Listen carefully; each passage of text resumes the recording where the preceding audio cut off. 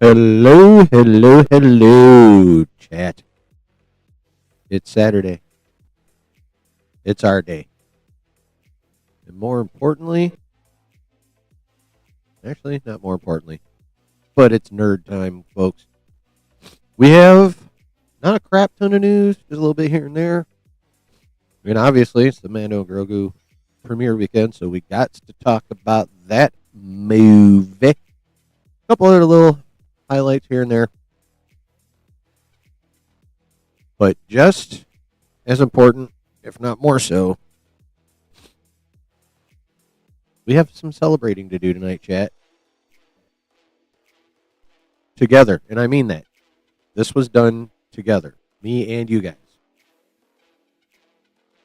You guys have helped me reach the next milestone on this channel. We are celebrating that shit.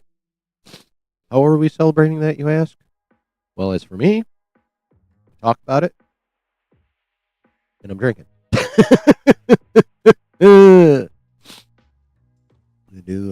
Gonna imbibe some adult beverage this evening to celebrate the fact that even though the growth is slow, and I mean slow, we are growing, and we have reached, chat, 300 subscribers. 304 to be exact currently. But is that big? No. Like in the grand scale of YouTube, is that big? No, not at all. So many thousands of bigger channels out there. But we haven't stopped. We haven't stagnated. Well, not for more than a little while. It's a slow growth. It's a Darwinian. It's at a Darwinian pace, but it's happening. And it admittedly, factually, 100% could not have happened without you guys. So we are celebrating each other. We're celebrating ourselves tonight, chat. Because this channel does not grow without you guys. Period. End of story. So fill your cup and light your smoke. Because it's time to get nerdy in a celebratory way.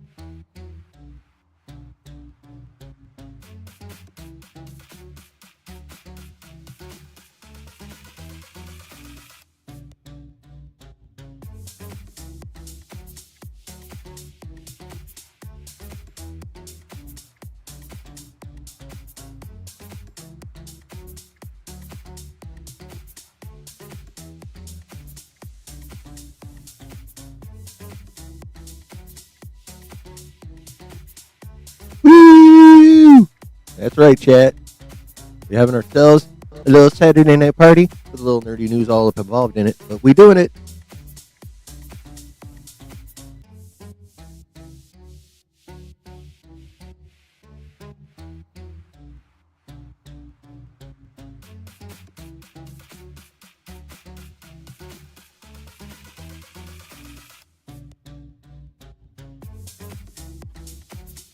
Okay, enough of that.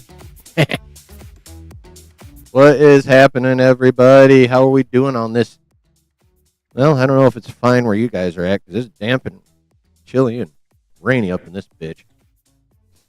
Hope you guys are having better weather. But anywho, what's up? How are we all doing this evening? Did you guys have a good rest of your week between Wednesday and tonight? I hope you did. I hope you had a good finish to your week. I hope you had a good Saturday. And if all goes well, you'll have a good time tonight too. So it's crack-a-lacking, y'all. It grows because I'm sexy, says Spicy Dan. I mean, yeah, probably.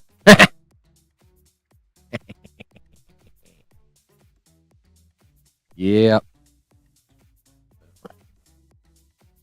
Not gonna lie, I already had my first shot because Mrs. Chilling needed to go to bed, but she wanted to do a shot with me, so I did the shot with my beloved. And now here we are, with nerdy news to talk about and chemicals to put in our system. What up, Griff? I've got some of those little store-bought shots. I still have whiskey left. Delta Dan was cracking. Dog, all three of the rolls so far have been in the 30s.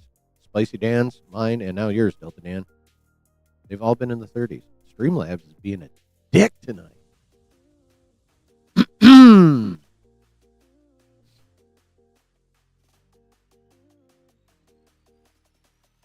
So you guys ready to have some fun, talking some nerdy news? And I know Josh had a Diamond Lounge last night, so it's entirely possible y'all imbibed a little bit last night, but if you're willing, I'd like you to join me in some tonight, too. 2 nights in a row. Most of you are younger than me, so you should be able to fucking handle it anyway.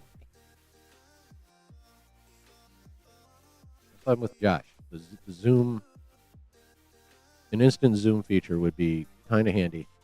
Oh, yeah.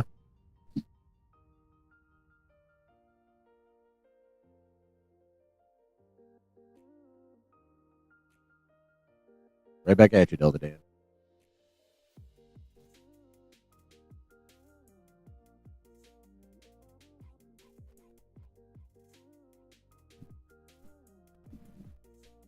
Whiskey. Whiskey's so good. I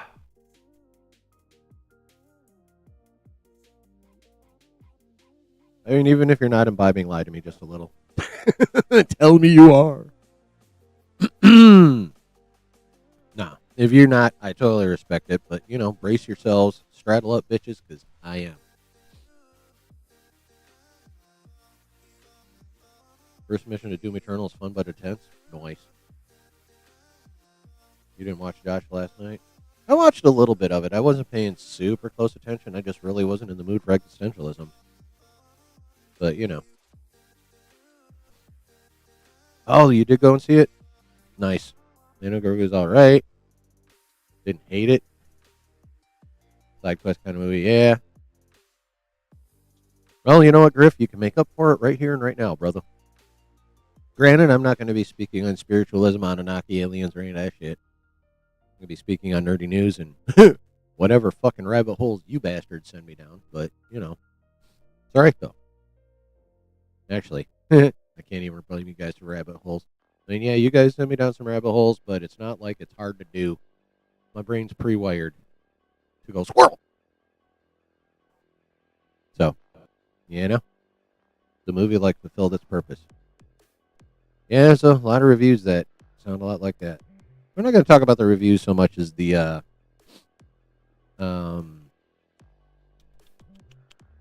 performance. The reviews are kind of a moot point now. It's about how it's doing in the theater. And we're going to talk about that shit. And a couple other little updates here and there. Like I said, there's not actually a lot to talk about. Some of the stuff Jeff talked about this week, I couldn't really bring myself to care about. Not even going to lie. It's like, wow. I mean, I understand, though, because he has to stream, like, has to at least 3 days a week in order to maintain and shit. So that means he's got to stretch some stuff that, and whereas this is not my full-time job, I don't have to go to the lengths to, like, try and push out content that he does. Therefore, I can ignore some of that shit where I'm just like, wow. I mean, it's light news. It's just the way it is.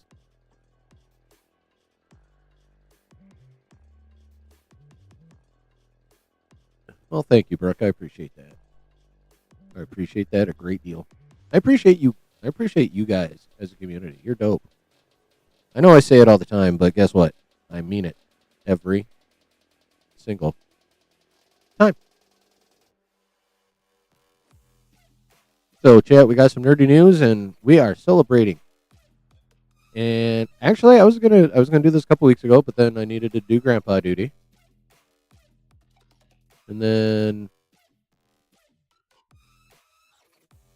a couple numbers dropped, and I'm like, I don't know, maybe I better hold off, because every time I hit like a multiple of 10,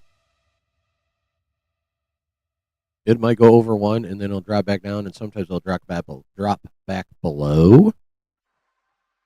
So I wanted to give it time, and now I have been at 300 or above for 2 straight weeks. So it is time to celebrate. Matter of fact, as of right now, I believe, double check, we are hitting 304.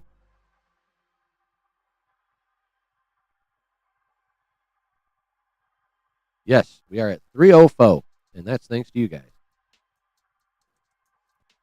I could not have done this shit on my own. You guys showing up, participating,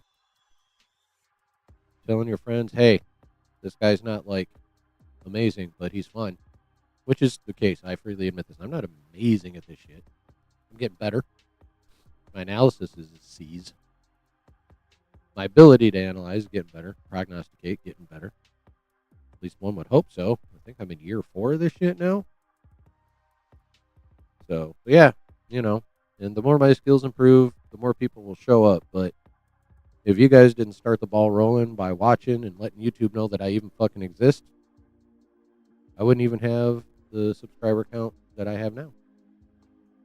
So, chat, this is as much a celebration of you guys as it is me. Even more so if you really want to think about it. I would just be a dude yapping into the ether without you guys showing up and showing YouTube that I'm even a little bit worth listening to. So, matter of fact, yeah, we'll go with a little bit of a less harsh one for this one. Chat, this one is to you. I salute you guys.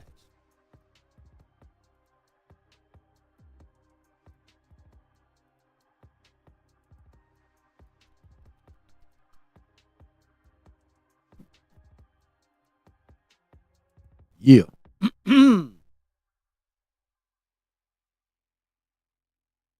So has anyone else besides Brooke gone to see Mando and Grogu? I am not going to see that this weekend. But tomorrow, Mrs. Chillin and I are going to go see Mortal Kombat 2. I'll probably do a little reaction to that one. But, yeah. That's the movie I'm seeing this weekend. Yeah, I know it's been out for 2 weeks. Shit happens. But Mrs. Chillin was a fan of the original Mortal Kombat movie.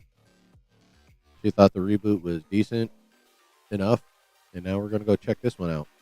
She's a bit more excited about this one than the last one because this one actually has the fucking tournament. So, or at least something more tournament-esque than the first part, which was, not a tournament. It was outside tournament fuckery is what that was. Don't get me wrong. I enjoyed the movie. It was pretty cool, but it wasn't the essence of Mortal Kombat, which is, of course, the tournament.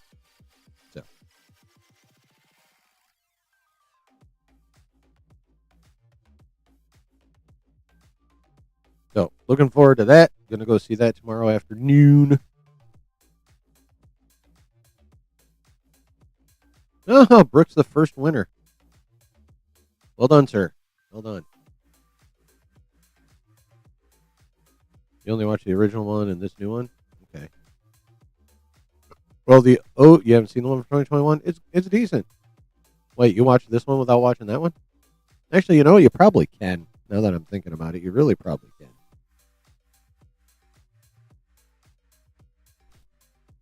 Yeah, I'm gonna go check that shiz out tomorrow. I've been looking forward to this movie, so I'm gonna be honest, chat. I'm starting to really go back and forth on whether I'm actually gonna go see Mando and Grogu in the theater. I'm kind of going back and forth on it. I mean, it's turning out to be exactly what I expected. And at first, I'm like, you know what? As long as it's not shitty, I love Star Wars still. I've made it my vow to get everything a shot. I don't know. The concept, the idea of spending money on that motherfucker is just like, I don't know. And I'll probably end up doing so. I'll find like a super cheap ass seat. It'll only be me.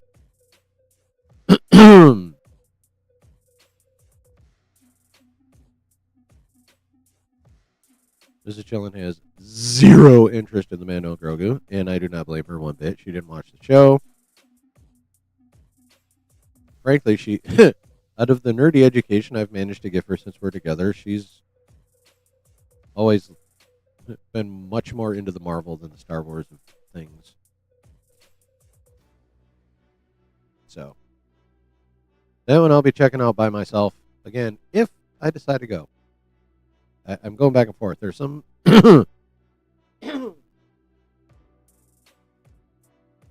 at some points I'm like, yeah, I'm gonna fucking go. And at other points I'm like, we'll see. I still feel like I'm gonna end up going, but I do have to say this is the oh shit. There we go. I have to say this is the absolute least motivated I've ever been to go see a Star Wars movie in theaters. 100%. The least motivated.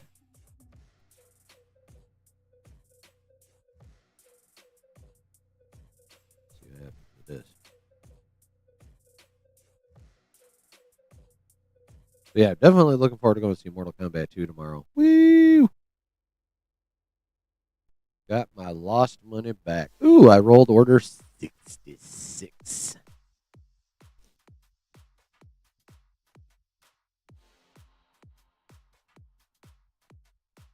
Yeah, yeah, yeah, yeah, yeah, yeah.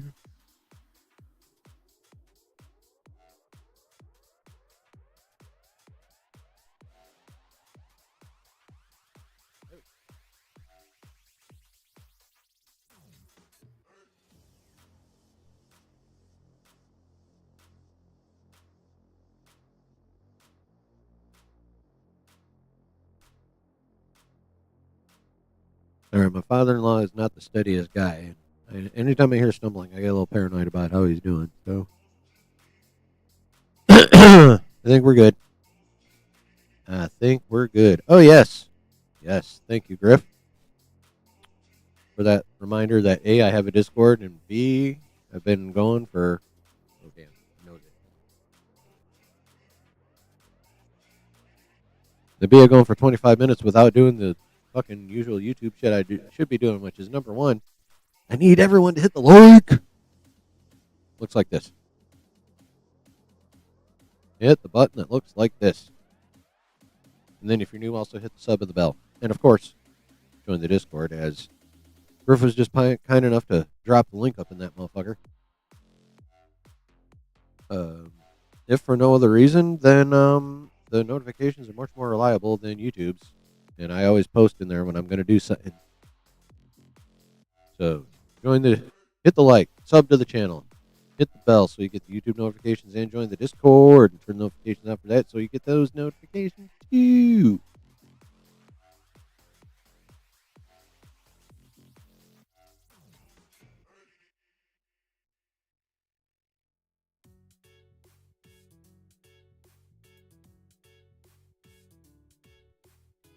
One of these days, I got to look up how to fix my keyframe frequency.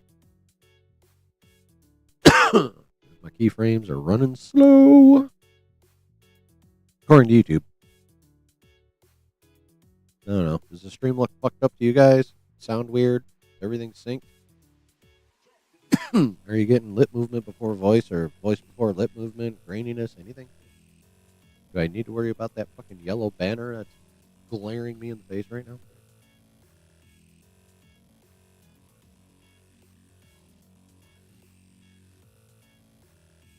Do I? Oh, yes. God, I'm a super slacker. Replay people. I'm so sorry. I am so sorry. I never address you guys as soon as I should. I'm sorry. But yeah. All y'all hit the like, and if you're new, sub. And you won't be able to access the link dropped in the live chat, but by golly, there's a link to the Discord and my Twitter in the description of the video. So do all the things I ask of the live viewers as well. Pretty please, and thank you.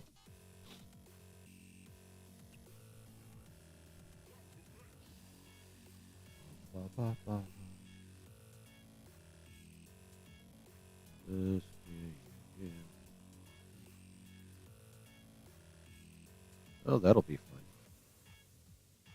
Forgot I bookmarked it. I found a random Star Wars movie ranking that was screwed up, so I decided to bookmark it so we could shit on that one a little bit and talk about it, shit on it. Talk about it. Shit on it. You know what I mean. God damn it. We're going to do both. We're going to talk about it, and I'll probably shit on it because most of these sites are stupid as shit. That's just the way it is. Excuse me.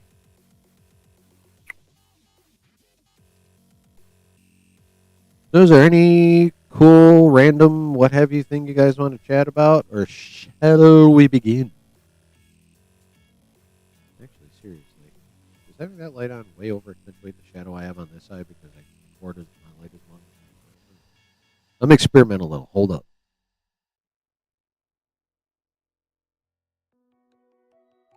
You know what? It's a little dimmer, but it's more even. What do you guys think? Should I leave it this way? Or should I have that light on as well?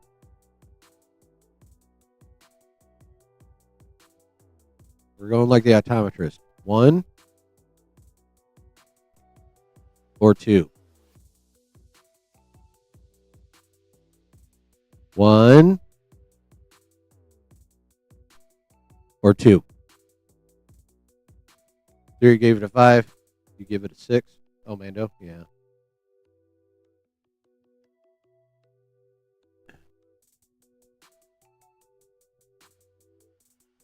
All right, Brooks has the first one. Anyone else have an opinion? Oh.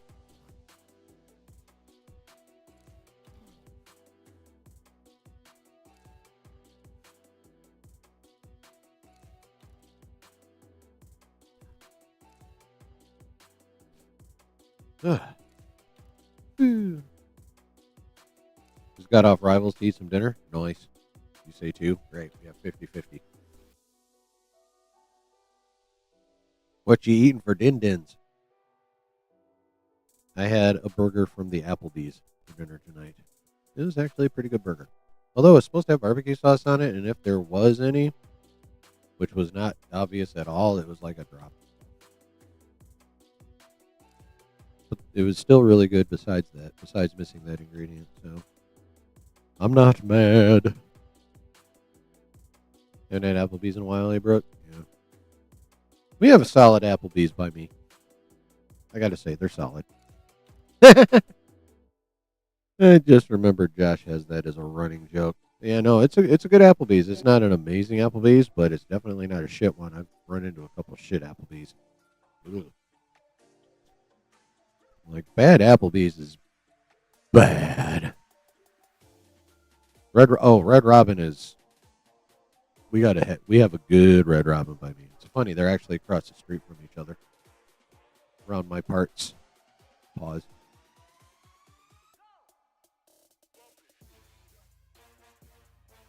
Yeah, Applebee's and Red Robin in my area are across. Well, in Westland, they're across from each other. Actually, there's no Red Robin in Kent. So yeah, Red Robin and Applebee's across the street from each other around my park. Red Robin. That slogan is accurate. Red Robin, yum. It is very yum, I gotta say. Applebee's is solid.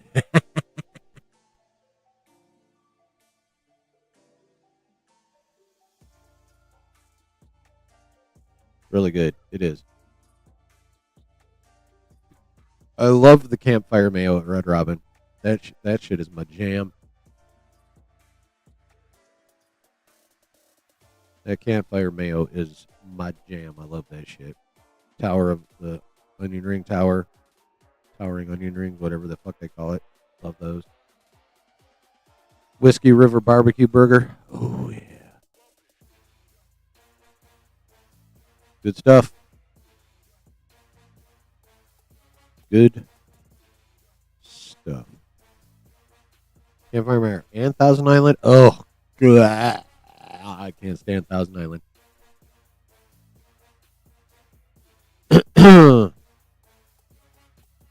McDonald's likes to pretend Big Mac sauce is something different, but it's fucking Thousand Island. Like, let's be real. I used to work at McDonald's. It said Big Mac sauce on the container, but you squirted it out, looked like fucking Thousand Island. I don't like Thousand Island.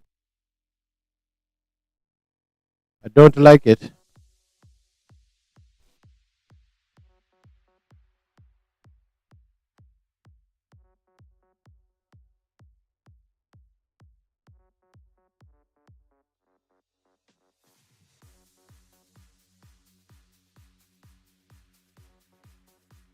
All right, chat. Any of you guys have some booze out? Because I'm thinking we do a shot and then we'll get into the news. But I would like to do one with y'all. But if any of you have any kind of anything out, boozy, puffy, take a shot of whatever together. Sound off in the chat. Frank's Hot Sauce Pepper Ranch. Actually does sound kind of good. In very limited quantities for me, but that does sound. It sounds like it's got good flavor to it and a good bite to it. I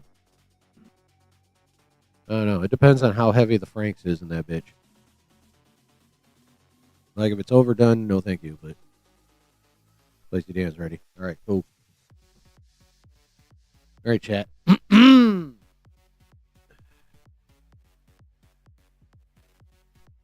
Here's to all of us as a community and the continued growth at whatever fucking pace happens of this channel and this community. So you guys are the foundation. Sláinte.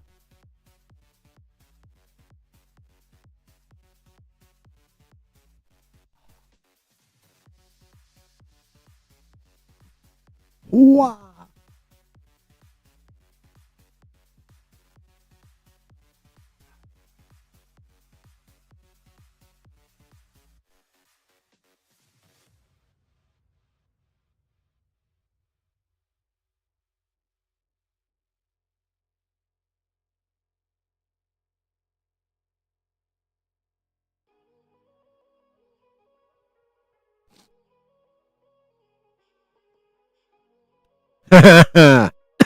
Good point, Spicy Dan. Yes, Delta Dan. How dare you speak on another hot sauce in Spicy Dan's presence? Matthew, what's happening, brother? Good to see you. What am I drinking? Well, I have some store bought shots in the freezer. I've had one. I had one of those as Mrs. Chillin.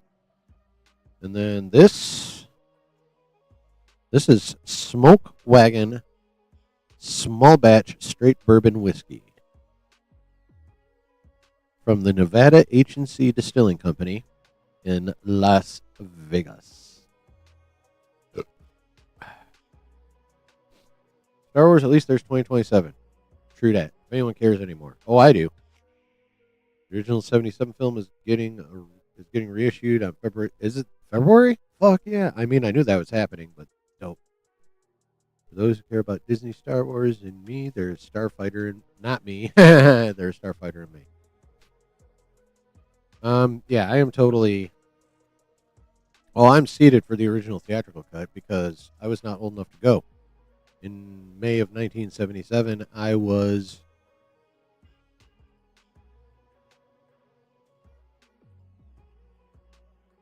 19 months old. Yeah. Matter of fact, May of 77 is when my sister was born. So, yeah. I was 19 months old. Even if my dad had taken me to the theater to see that shit, there's no fucking way I'd remember. So, I am stiggity stoked to go see the original theatrical cut of A New Hope in the theater. Some of us care, Matthew. I care. And I'm probably going to go. Starfighter intrigues me more than Mando because Mando. It's begun. The mispronunciation has begun, soon to be followed by the slurring and waving and probably inappropriate comments. Chat, try and keep me from saying something too cancelable. It's not like you can because it'll already be said by the time you can do anything about it anyway, so good fucking luck. Here we go. I am more intrigued by Starfighter than I am Mando, so I'm 92% sure I'm going to go see that bitch.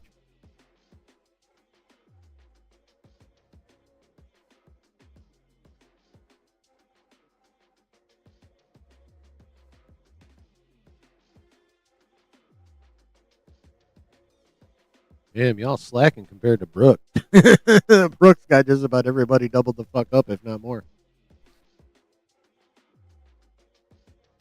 How the hell am I 7th? Oh, you know what? That's because of how I used to monitor the stream. I used to monitor the stream by the stream until I actually figured out the back end and how to set it up. No, yeah, that's fucking hilarious though. Yeah, I used to monitor. I didn't used to use the back end. I used to use just like the actual stream. Oh, and here we go with the camera bullshit again, and I just fucking reset your ass and unplug you. Are we moving? We're moving. Okay. Yeah, you're supposed to warn me when this shit happens. Although I understand why you don't, because it is damn funny for me to be unaware that my camera is stuck like.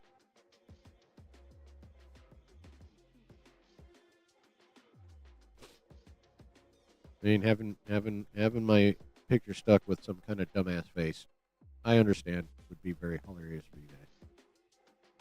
I get it, but on the other hand, fucking tell me. Kevin, what's cracking? Play safe with Mando because it'll draw families. That is true. Ryan Gosling, Starfighter, questionable. You know how good reviews did not Thunderbolt Fantastic Four. Yeah. You are not wrong. Mr. Davis, you are not wrong at all. How you doing?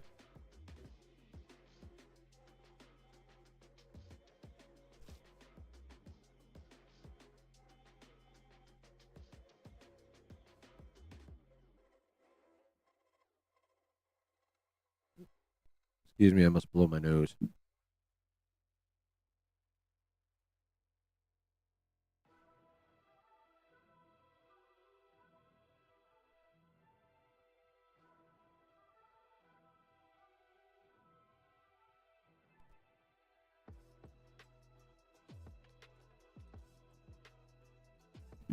You know, and I had before the stream I unplugged it. I was giving me crap earlier. And I unplugged it and replugged it in. This is getting ridiculous.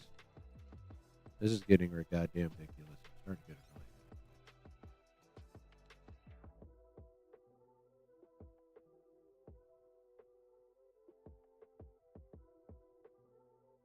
annoying. I hope the rumors aren't true that they're killing off the Fox X-Men and Toby Spider-Man. I'm not interested in that at all. Just for a full-on reboot of all the characters. Okay, well, let me address that real quick. A lot of the Fox X-Men are getting killed. Toby isn't. And it's not going to be a full-on reboot of all the characters because Kevin has been saying for months it's just going to be a reset. And oh my God. All right, chat. Bear with me for a minute. I have to try the unplug and replug thing, see if that fucking works.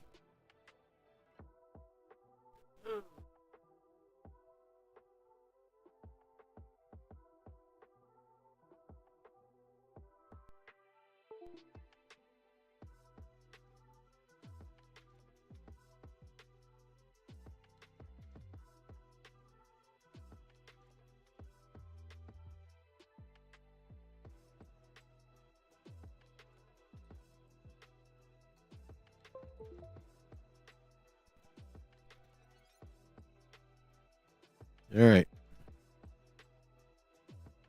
Wah. Hopefully that holds for a while because this is getting damn ridiculous. I'm going to have to order another cheap camera.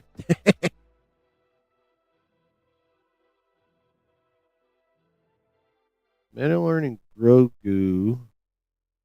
Top Wreck-It Ralph and Tangled box office total run. They know this film will make money.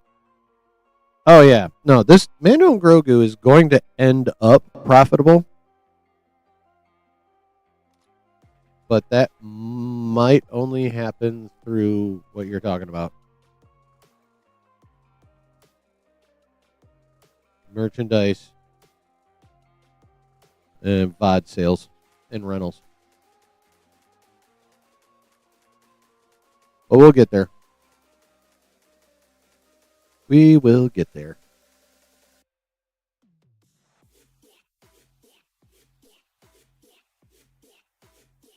Holy crap. There we go. All right, chat. Let us actually get into a subject or three. 6. I only rolled it. Fuck you, Streamlab. All right. Okay, chat. So we just had the season finale of The Boys this past Wednesday, which we watched together as a community. And I do believe as a community, we were all like, okay, there it was, for the most part. So, given that, chat, how interested are you guys in Vought Rising, the upcoming spin-off show starring Jensen Ackles? Where are you guys at on the concept or the idea of watching that particular show? You going to check it out? Be curious? Interested at all? Don't give a fuck? Where are you guys at with Vought Rising?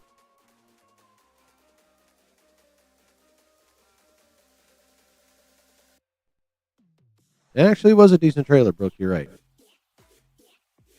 I mean, I'd love to watch that trailer with you guys, but Amazon's a bunch of dicks.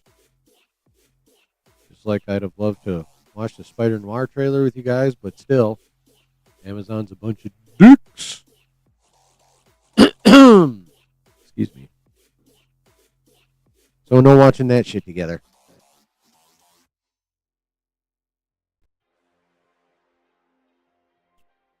Yeah, it was a pretty dope trailer. The Spider Noir trailer was actually pretty cool too. You're Matt on the Vought Rising? Well, let me tell you, I asked because we have a little update about it. All right, here we go. I know y'all may or may 6 out of 7. Oh, 6, 7. Oh my God. Okay. All right. All right. That's cool. Wait a minute. The camera's still working. Okay, cool. All right, so check this shit out. It is planned for release between January and June. Wow, that thank you for that. January to June. Okay, so sometime in the first half of next year. We're going to get VOD Rising. Picture lock is near completion. Visual edit's cool. The trailer is ready to be publicly released. Okay, so this post came out before the trailer because we did get said trailer. Described as smart and twisty and noirish and really fun. I mean, that's cool, but I'd love to know who the describer was. And then VFX stage is next in production. So they're moving along on it. We'll get it sometime in the next year or so. Actually, not too much or so because it's already almost the end of May. Holy shit, it's already almost the end of May. So in no more than like a year and a couple weeks, or a year and 6 weeks, we'll have VOD Rising. Oh, okay.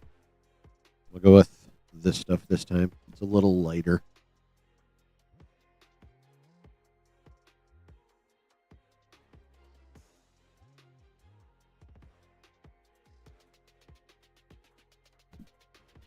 See your strategy already, chat.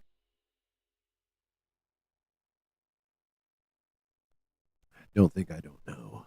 I do.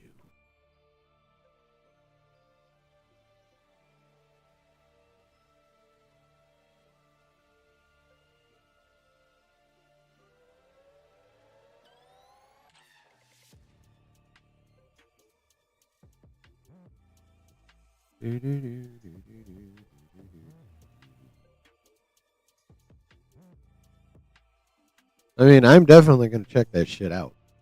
100%. I'm going to check it out.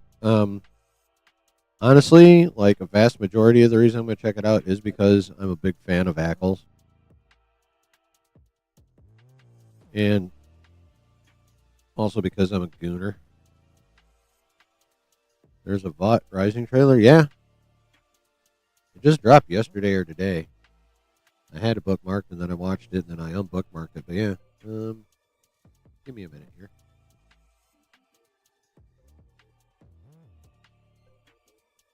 Let me do this also.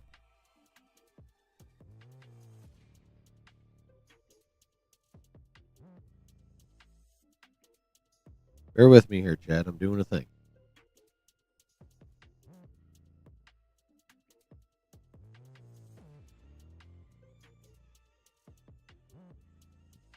You talking about the Nurse Brook?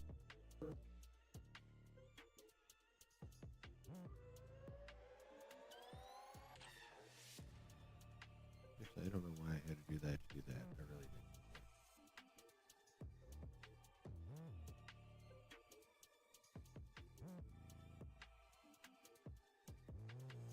did. Okay, yes, I did. Bear with me here.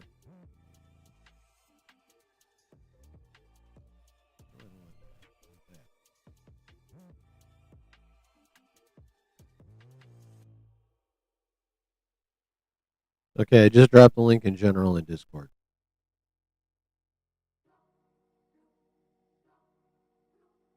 So you may view it at your leisure.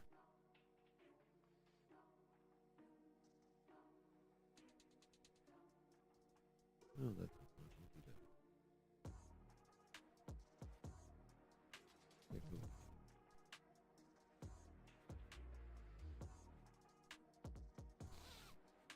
cool.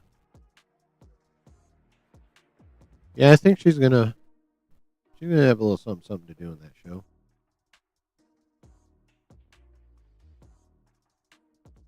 Yep, I just dropped the trailer in the general in the Discord group for you to view at your leisure. So, yeah, so. Oh boy.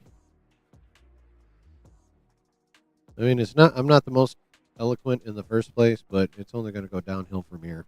I can already tell. Woo! This may end up being a short stream. All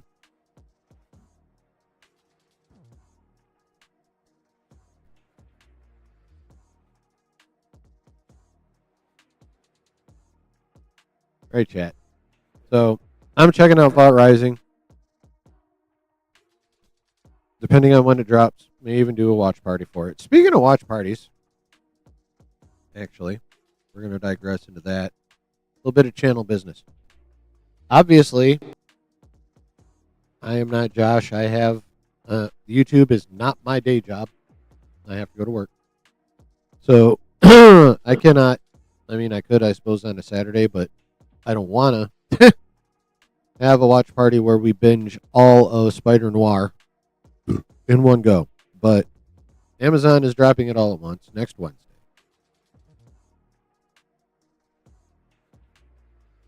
Now, I don't know at what pace you guys would choose to watch it on your own.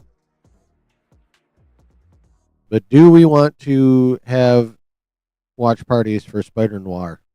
And if so, how do we want to structure them? I want to have a community discussion. I have a couple of ideas if we decide we want to. Well, first of all, I need to re-verify how many episodes it is.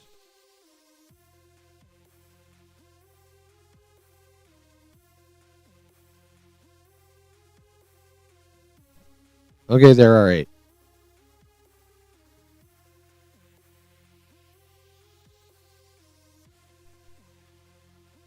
$24-hour stream for the win. Well, YouTube will only let you do 12 at a time anyway. So.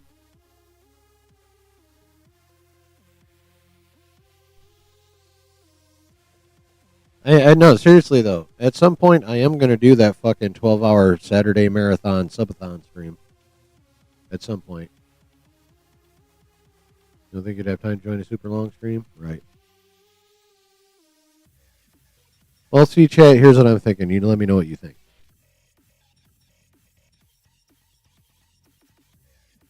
And this is assuming, of course, Mrs. Chillin doesn't have, like, things she needs me to do. So at this point, this is a proposal. But tell me what you think.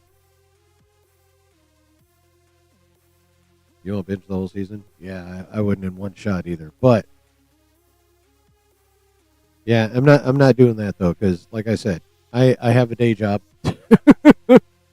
I can't do that unless it's on a Saturday, and honestly, I'm not ready for that yet anyway. Not even gonna lie. How many episodes and how long? Well, there are 8 episodes. Don't know how long they are yet. I remember someone talking about it. See if Google will even pull up a.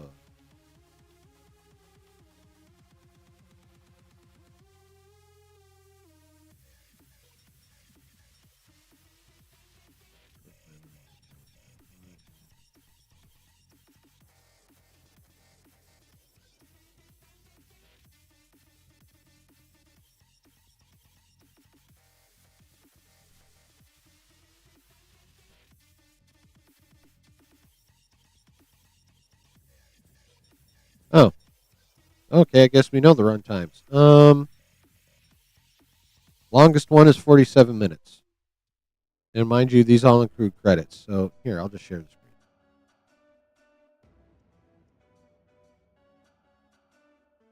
So we have, and this is including credits, chat.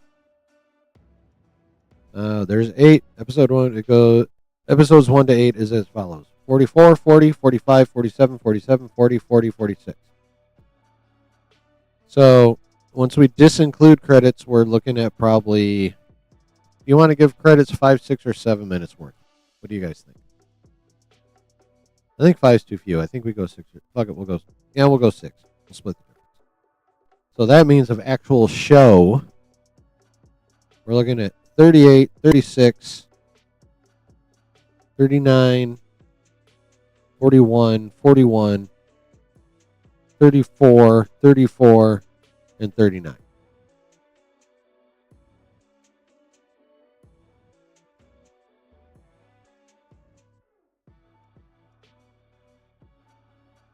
Yeah.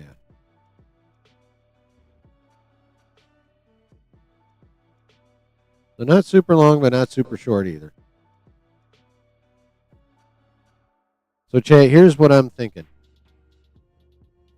Would you guys be willing to be here 4 nights in a row? Because what I'm thinking maybe we do, starting next Wednesday when it drops. Because it drops at fucking 3 a.m.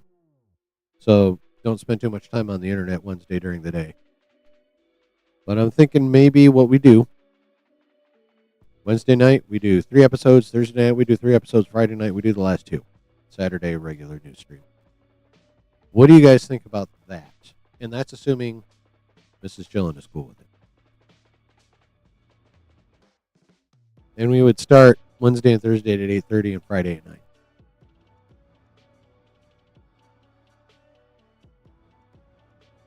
How do you guys feel about doing it that way? We knock out Spider Noir in 3 days straight.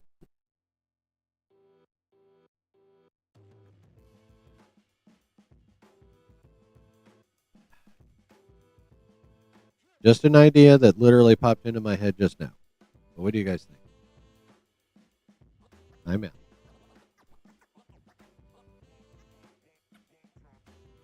Oh, my big boy's coming to visit. 36 minutes on average with replays and credits. Yeah, something like that. I mean, don't forget, actually, the ads will probably make up the runtime for the credits. So, because I'm a cheap ass, so we have to pause for ads. So maybe we just go with the actual runtimes are the runtimes, because once you throw ads in there, it'll be damn close anyway. Hi, buddy. Put your head up so people can see you. Hey, here's my handsome boy. My handsome boy.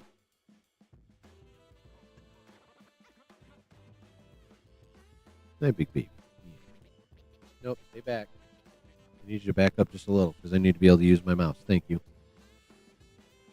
Daddy loves you, though. Yes, he does. Daddy loves his big boy. Mm-hmm. That's right. I get all gushy with my cats. Fucking deal with it. Sanoff! What's up, brother? You heard Mando and Grogu was a good time? That seems to be the consensus. I mean, some people are harsher on it about not about some stuff, but yeah, the basic sentiment is it was fun. I'll put it this way. I've seen the usual crowd of retweets from the Star Wars itself account glazing. I've seen the usual suspects hating. Most of the reviews are like, yeah, it's not super significant, but it was really fun and a good family movie.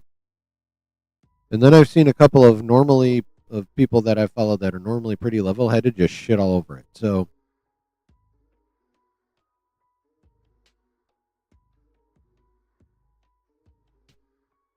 Sanoff, you just missed it. Okay, I want to know your thoughts on this, all right? What I'm thinking. So next Wednesday, the 27th, Spider Noir drops, but Amazon is dropping all of the fucking episodes at once. So what I am currently proposing is, and I have to clear this with Mrs. Chillin. So right now this is just a proposal, an idea, as it were. There are 8 episodes of Spider Noir. I propose that starting Wednesday of next week, we watch the first 3 Wednesday. We watch 1 through 3 on Wednesday, 3 through 6 on Thursday, and 7 and 8 on Friday, and then do normal Saturday stream on Saturday. In other words, starting Wednesday, we all hang out together basically 4 fucking days in a row. 3 of them watching Spider Noir, and then the usual news one. People going and expecting Mando to be a masterpiece was their fault. Yeah, well, yeah. I mean, anyone that expected Mando to be a masterpiece was fucking delusional. I'll put it that way. That I 100% agree with. But what do you think of that idea? Assuming you are even interested in Spider Noir. Yes, Amazon is dropping Spider Noir all at once. Yeah. So what do you think of that? What do you think of that idea? And I'm talking to the rest of you too. Spicy Dan, Delta Dan, Griff. Your input would be appreciated, gentlemen.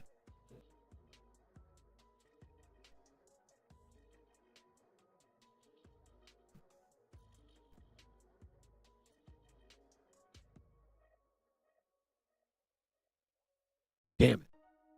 Ha Daniel. Spicy Dan joins me in losing. You like that idea? Okay. I gotta run, like I said, I gotta run it by Mrs. Chillin, make sure she's cool with it. A lot of you guys in chat are aware marriage is a negotiation. Whatever's good with you. All right. I'll run that past Mrs. Chillin. If she's cool with it, that is what we will do. I will update you in the Discord because she is already going to sleep. So can't talk about it with her right now. But I can tomorrow. Anyway, I'll update you on the Discord what the final decision is, but let's just say that is, as of this moment, the tentative plan. And we'll all just have to be very careful on social media for those 3 days.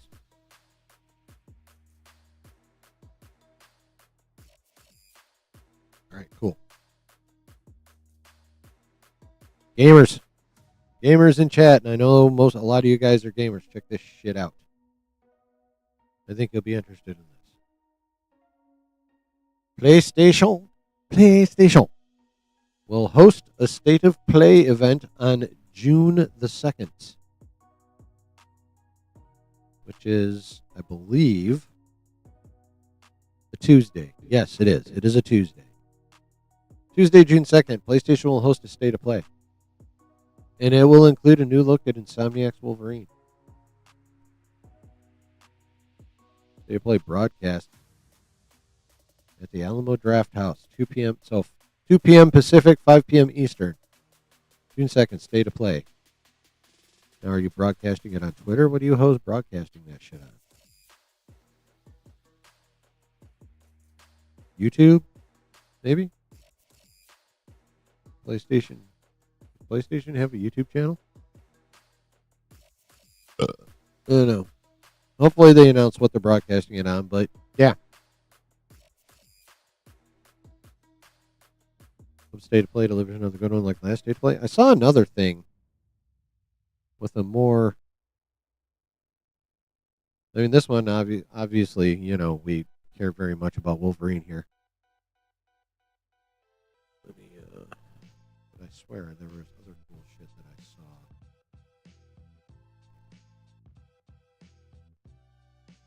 Give me a second here.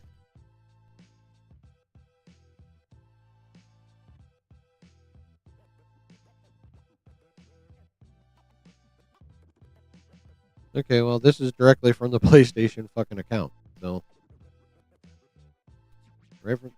this is right from PlayStation's Twitter account. State of Play returns on June 2nd. The over hour-long show includes an extended look at Marvel's Wolverine, plus news and updates on upcoming PS5 games. Broadcast Tuesday, June 2nd. Yada, yada, yada, yada, yada. We knew that.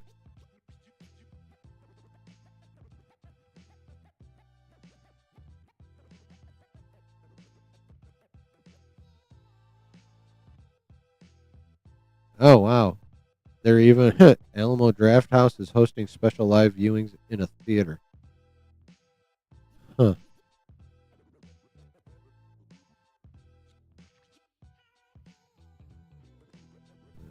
Well, I don't care about the comments, so... I just want to know where they're broadcasting it. I'm guessing maybe YouTube? I know not for sure.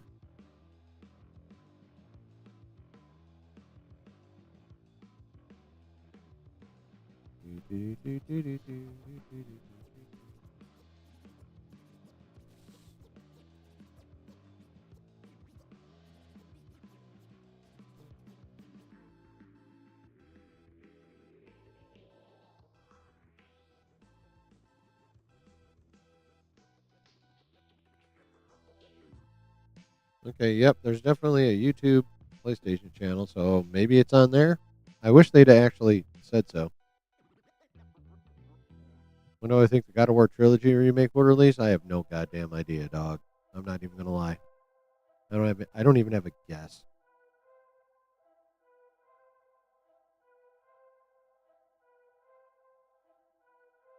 Well, hopefully they put it on their YouTube channel, or at least, I mean, they have. Actually, no. That's only a week and a half away, chat. A week from this coming Tuesday is the 2nd. Ooh, don't do that either, you dummy. Yeah, so there's a State of Play in essentially 10 days, chat.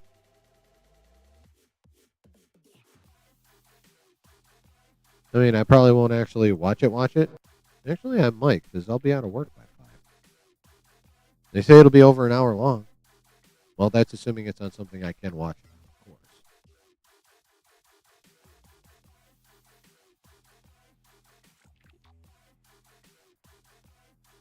I mean, honestly, I don't. I don't have a PS5. Number one. Number two, I won't be able to afford the Wolverine game probably for like 3 fucking years, and that's assuming I even get it. Because it'd have to be on a major sale, because I can't drop fucking 70 to 90 bucks on a fucking video game. Like, that's just not something I can do. Oh, yeah, that's right, the John Wick game.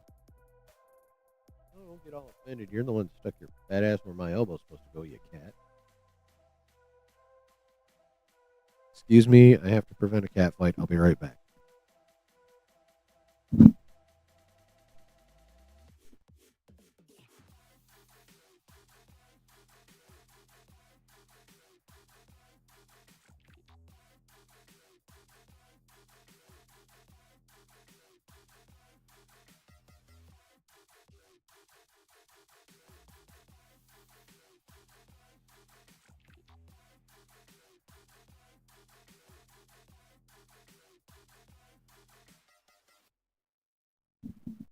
All right.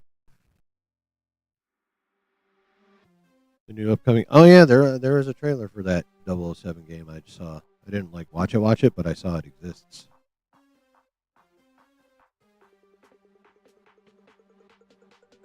I saw it exists.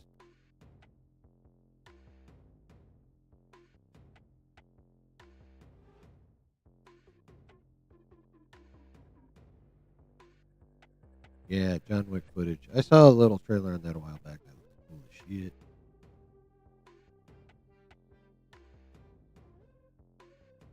Wah, wah, wah, wah, wah, wah, wah. Upcoming 007 game looks cool. That looks cool too. Yeah, those Spider-Man games are also by Insomniac, so. And I'm pretty sure that Insomniac's the one that's doing that fucking Captain America Black Panther game that's set in World War II. So because the Black Panther in that game is T'Challa's dad. I think that's an Insomniac game. I can't remember what it's called.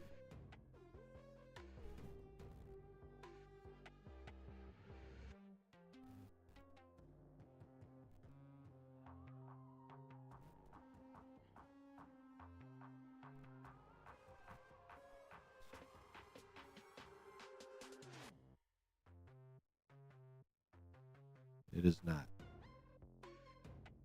This is being developed by Skydance. Oh yeah, Marvel 1943: Rise of Hydra. Oh no, they're saying that's Azuri, not T'Chaka. That's Azuri. Is T'Chaka Azuri?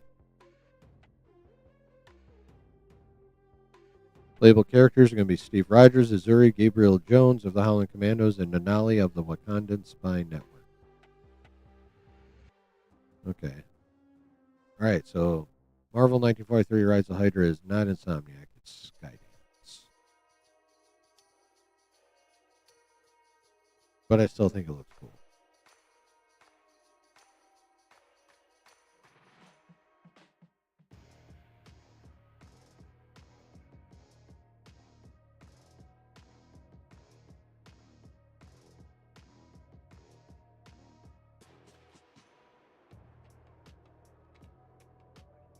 Do, do, do.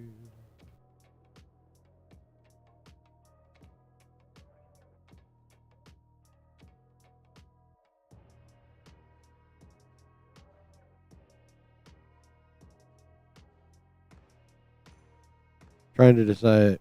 There's there's little enough news to where I don't mind scrolling through my bookmarks to decide what I want to do next. I just go in chronological order, like I did Tuesday, because there was such a fuck ton of things to talk about. Next.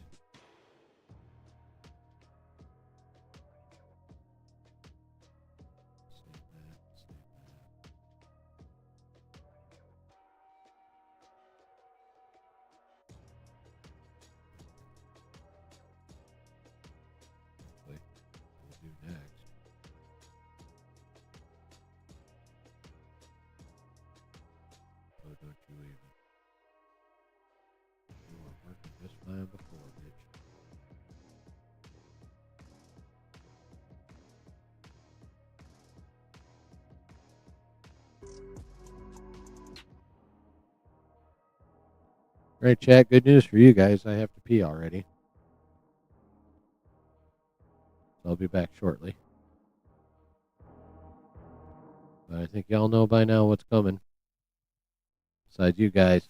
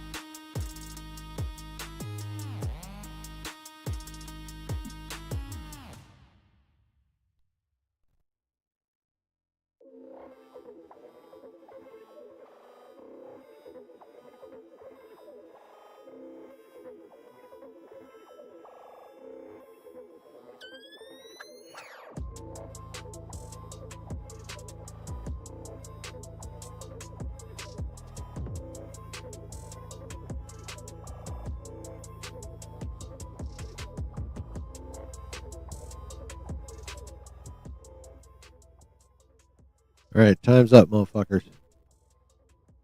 For you, I can leave it up on my screen if I want. Yeah, but I'm not gonna.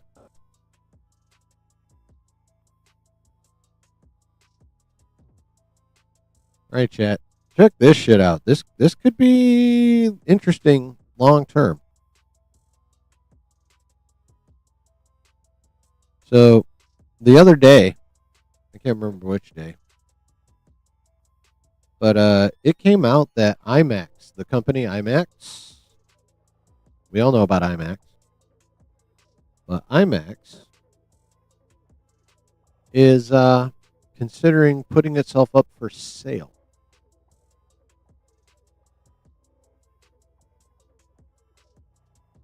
Which could get very, very, very interesting. Now, there's plenty of companies out there that could purchase IMAX for a variety of reasons,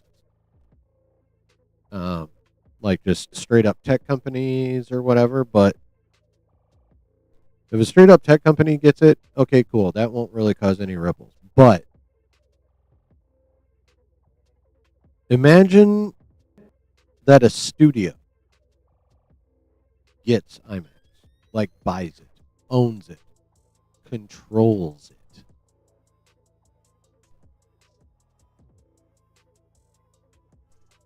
Imagine that. And according to this here tweet, there I don't know why they highlighted these two specifically, but they highlighted Disney and Sony as interested parties in getting the IMAX. Now, does it really matter which studio it is, imagine, say, well, actually, it doesn't matter.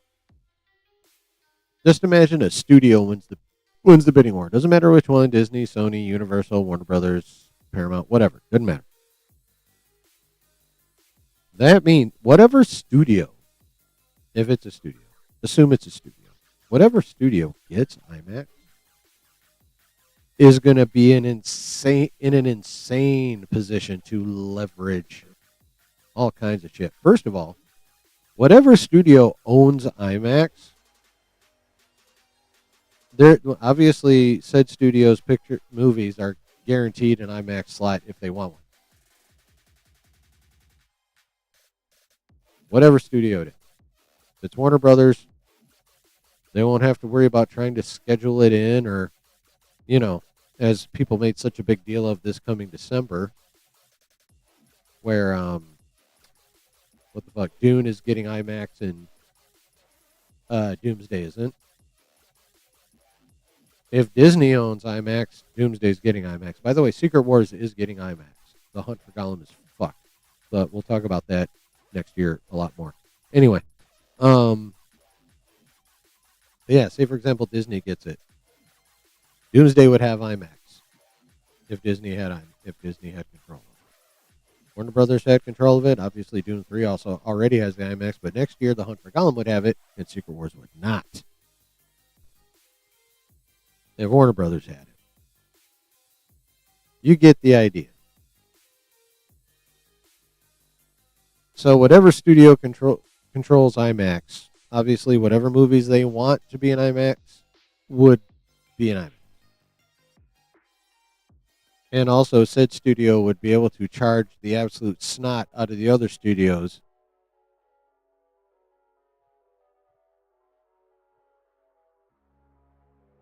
to get whatever IMAX screens the owning studio decides they don't necessarily need to use. Slots, I should say. In other words, it could end up being a very, very ugly situation. I kind of honestly, well, first of all, I should say that IMAX is only considering selling. Like, they haven't officially put themselves up for sale or anything like that. They could decide, fuck it, we're going to stay our own entity, which would be the ideal thing to happen, in my opinion. But if they do end up selling, I want a non-studio to be the one buying it. I do not want a studio to have IMAX.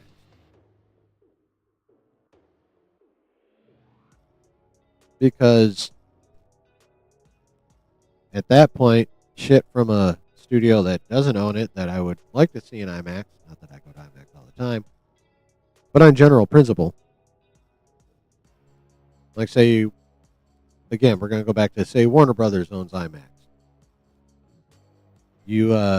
And I want to see Secret Wars in IMAX. Do you think Warner Brothers is going to let Secret Wars have IMAX? Fuck no, they're going to give it to the fucking Hunt for Gollum. Right? See, those are the kind of situations that I don't want.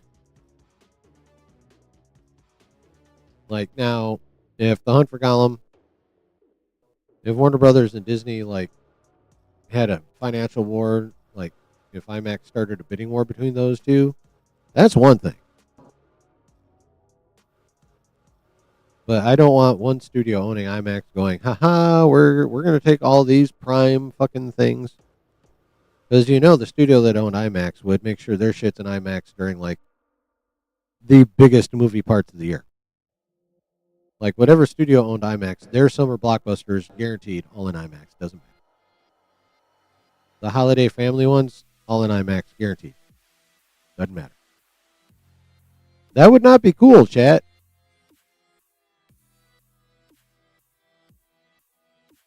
The company that creates Blu-rays or 4K Blu-rays could benefit from purchasing IMAX. Yeah, if for no other reason, then they'd have the revenue stream from IMAX to be able to continue to produce physical media in an age where physical media is dying.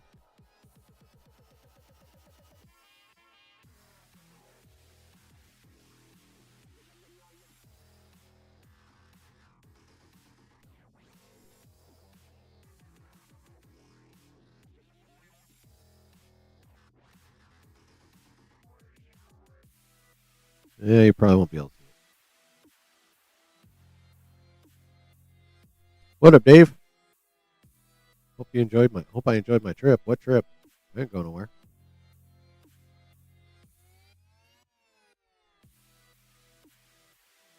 But yeah, physical media is dying, unfortunately.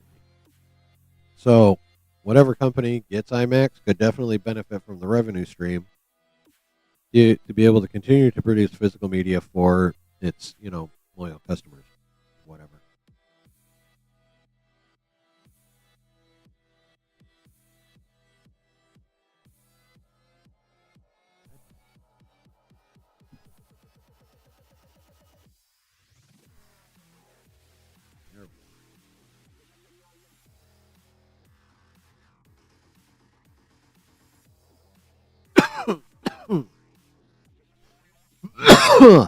Yeah.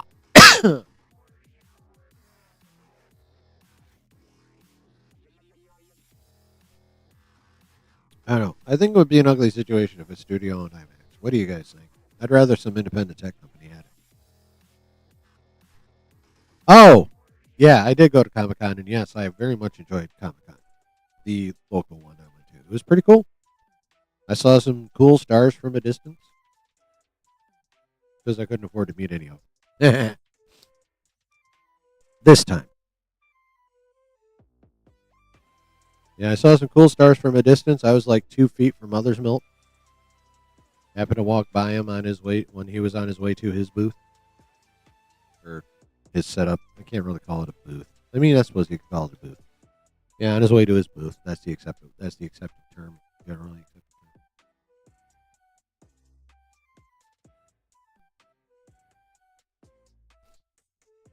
Yeah, like me to this wall, Laz Alonso. But yeah, it was cool. I saw some really cool stars from a distance. The amount of merch in there obviously was insane. So much cool merch in there that I couldn't afford. Got some cool pics with some cool cosplayers. It was a good time. Oh yeah, I didn't. I only posted a picture of it, but I got my first Marvel Legends figure. I'll be right back. It's right over there.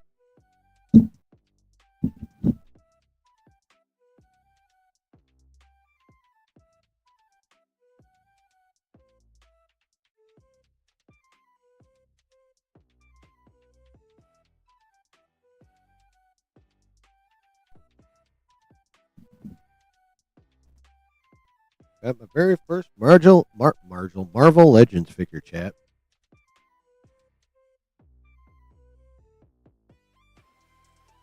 And of course, it's my favorite Marvel character, Logan, aka Wolverine, aka Weapon X. Now, this one is very old man Logan looking.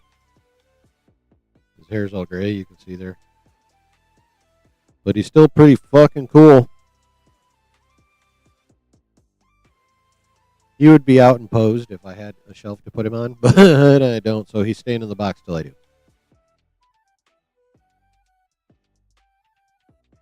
Oh, wow. If I were to go find the rest of these that go with this shit, I could build a warlock.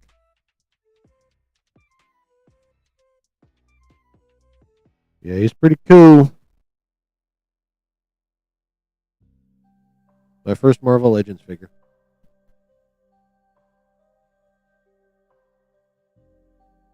Actually, I'm going to go put him back. I'll be right back.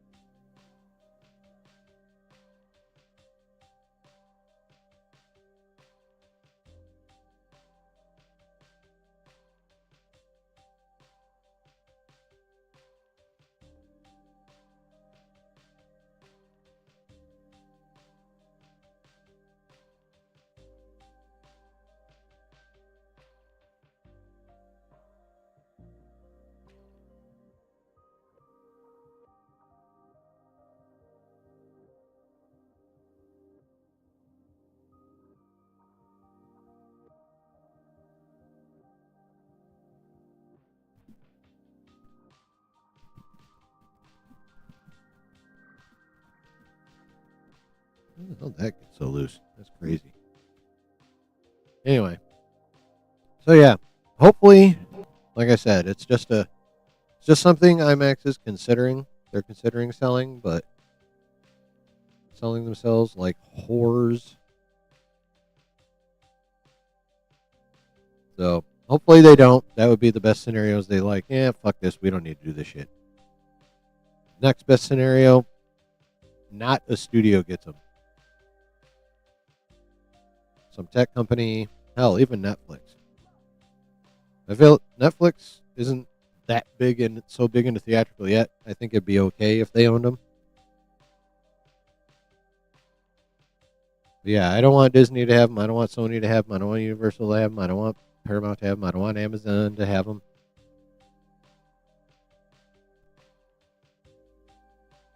I do not want that shit.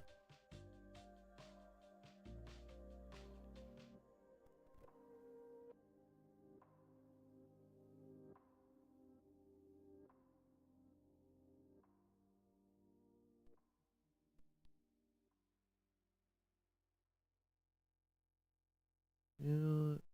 Yeah.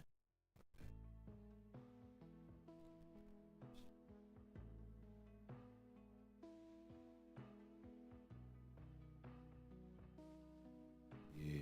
All right. You guys got any thoughts on IMAX potentially selling, and do you have any preferences on who you would like to see it go to if they do?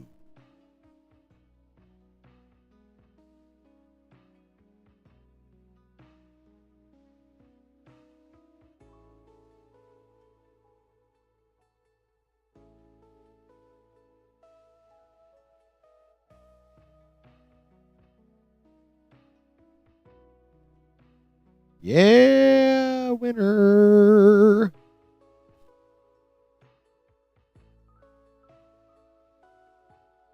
All right, chat. Since we are now between subjects, once again, I'm going to do this periodically. Ooh, damn, Griff with the big one. Boom! Don't you wish you'd have gambled 10K? Anywho, I'm going to take this opportunity between subjects to do a couple things. Number one, remind you all to hit the fucking like if you haven't done so. And I'm speaking to both you guys live and you guys on the replay. Hit this button that looks like this. Just mouse it, tap it, whatever you're doing, however you're watching, hit the like. And if you're new, you clicked on this, you're having a good time for some odd reason, hit the sub button and the bell button.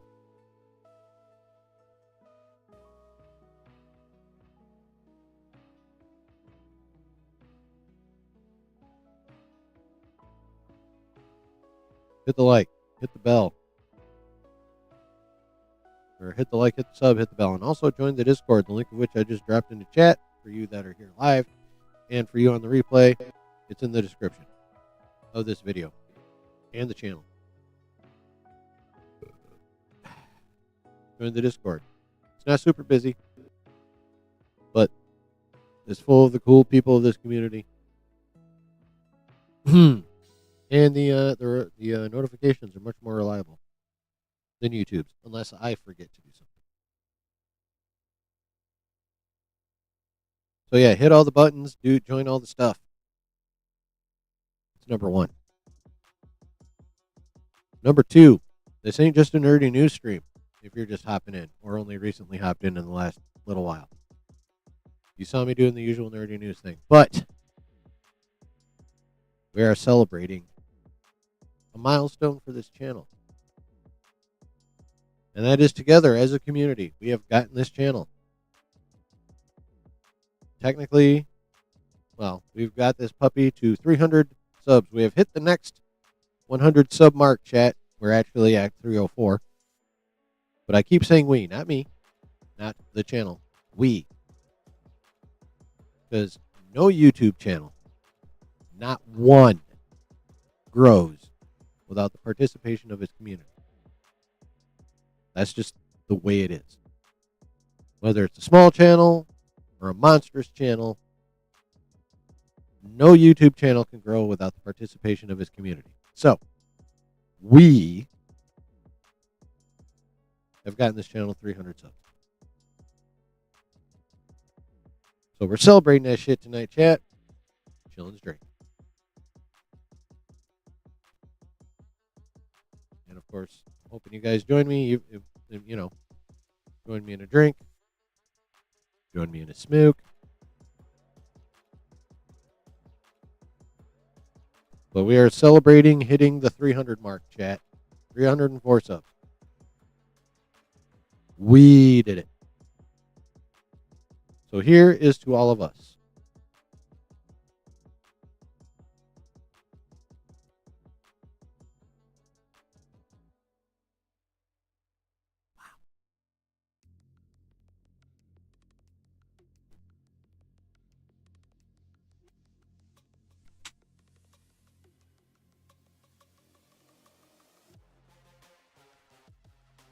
Obviously, next up 400, but the ultimate goal is full monetization of 1,000. But the next massive goal, but the next regular goal, 400. But the next, booyah goal is to hit 500. And therefore, gain the B tier of monetization, which means I can do memberships and super chats. Even if I don't make even if I make $2 a month off YouTube, it'll just be cool. Be like, I get money from YouTube. Even if it's just a teeny bit, it won't matter. That's just a level. That's a level that not that many channels actually hit. You know what? I'm curious.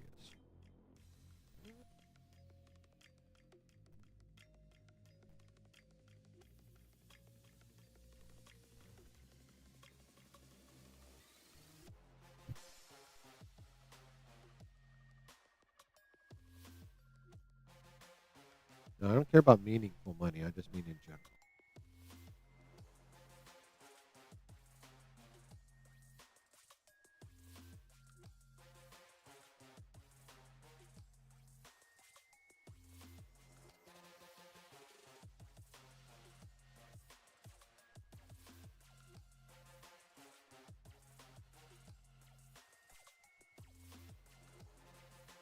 There's one.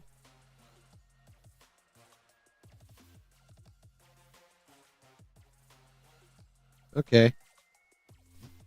So this is back in 2023, so it might be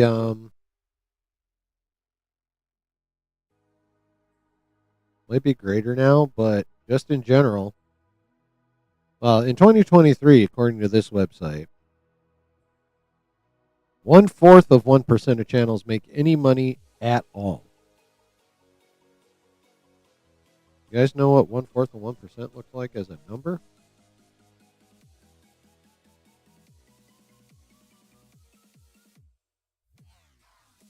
That's a percent.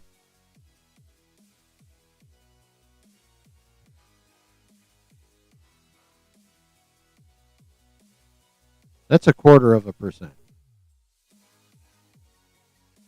It might be a little higher now, but if you guys, why is that on that? That was weird. Okay, I don't know how that happened. But in a couple hundred more subs,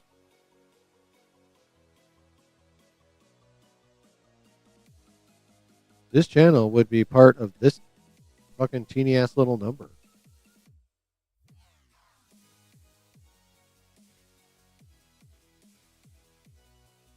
So that'd be dope. I mean, the fucking getting monetized on YouTube that's a much bigger accomplishment than I thought it was, honestly. And we are 60% of the way there, chat. We are 3/5 of the way there, even the minimum monetization. And I'm going to keep saying we, because that's how it works. No YouTube channel is successful without its community. Period.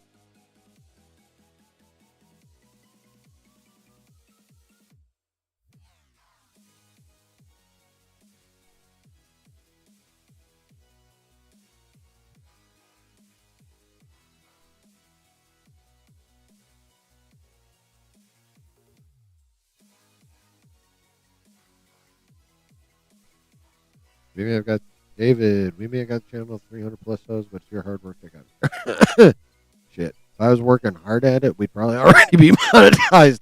In all honesty, instead of hard work, let's say perseverance. Just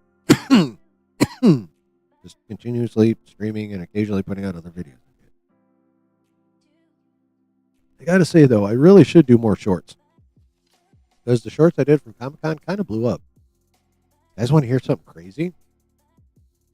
Later on, we're going to talk about the Mando and Grogu and about how it's unsurprisingly underperforming. But out of the shorts I did from Comic Con, my Star Wars one eclipsed them all, like by a lot.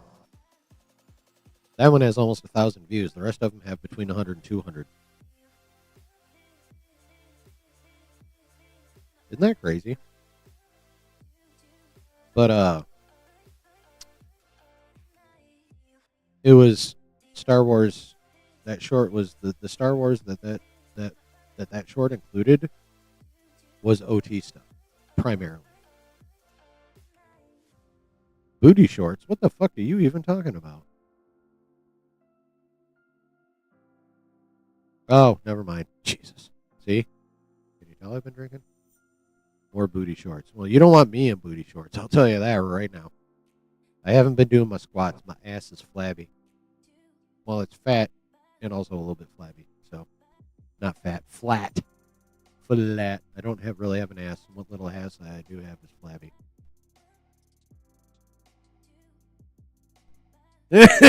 No, you really,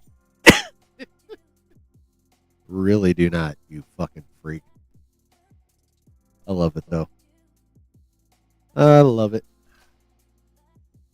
I am also a freak.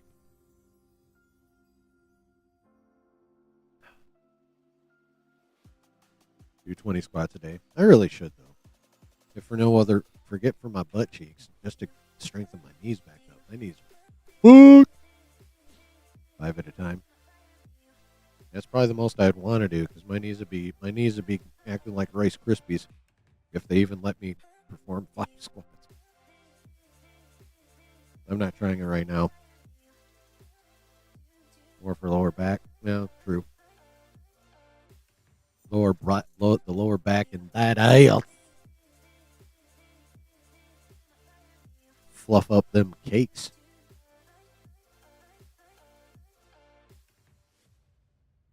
Do them every time you get a cup of coffee. I don't drink that much coffee. I should do them every time I get up to go pee, though. Anyway.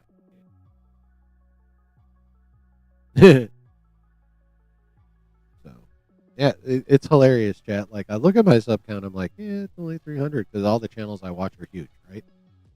They all have thousands of subs, and I'm like, damn, I wish I had that.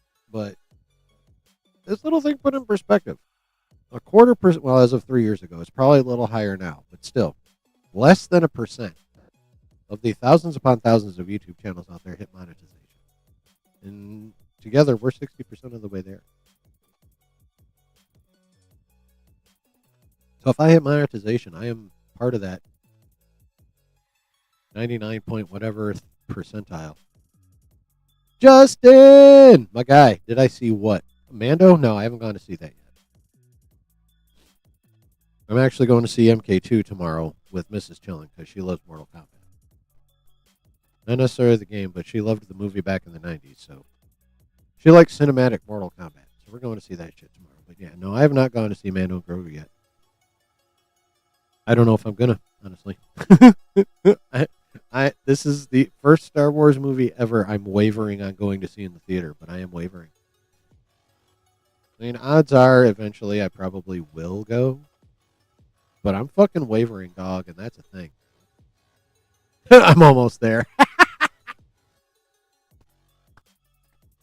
I tell you what, right now I'm closer to being drunk than anything. We're at 304 subs, man. We've crossed another 100 mark. And I mean it when I say we.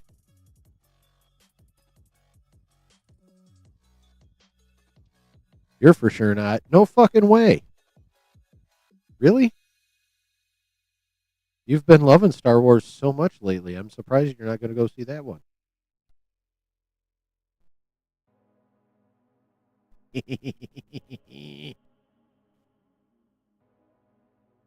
All right. All right, chat. We're going to talk a little DC. And then we're going to get into this start. Then we're going to get into this Mando Grogu, a.k.a. Star Wars Mando Grogu shiz.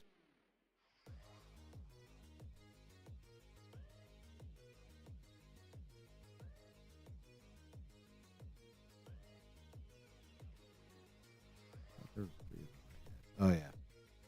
All right, so first things first, chat. DC wise. You doing good, Jay? You doing all right, my guy? Hair's been looking nice and full lately. Either that or I'm just not used to seeing you streaming without a fucking hat on, but either way, digging it. I'll be honest. Digging your hair game lately. And of course, jealous as all fuck.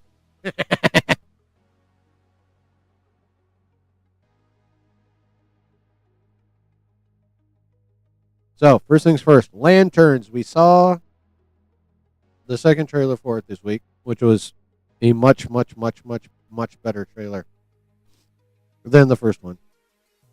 Bring me Mommy Ahsoka. Mommy Ahsoka next year, my guy. Early next year. If you watched Tuesday's replay, you know. If you didn't, fucking do it. I mean, please watch it. Anyway, yes, no, Mommy Ahsoka early next year.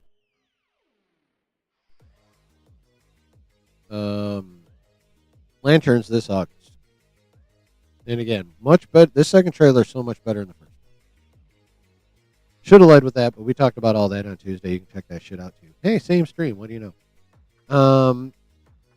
But if you guys recall, while we were talking about Pseudo breaking down what's in that trailer,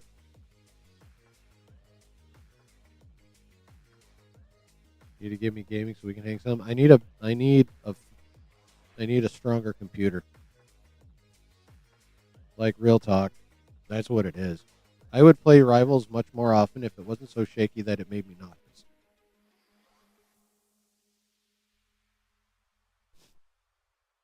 But I need a better computer. I would game more if I had a better computer. No lie, I would. I don't know how much more, but it would be more.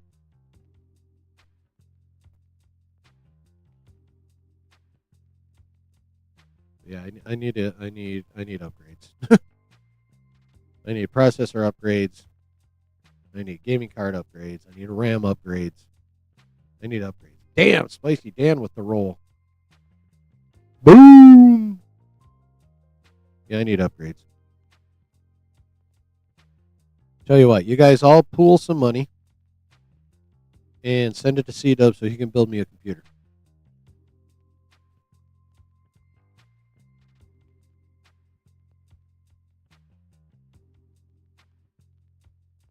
Is it bad even off stream? Yeah, because the last time you did a community stream when I was playing, it literally made me nauseous. It was just the whole time. Yeah, it's not good. It sucks. Honestly, though, it's it's worse now than when I first started playing Rivals. I think like all the extra data from every fucking update every season is what's doing it. Because it wasn't that bad when I first started playing in like what, season 2?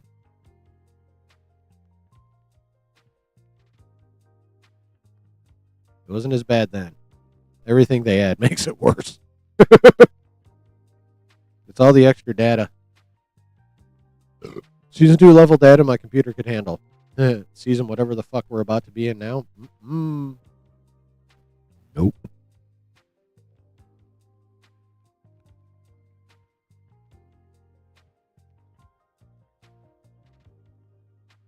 Yeah.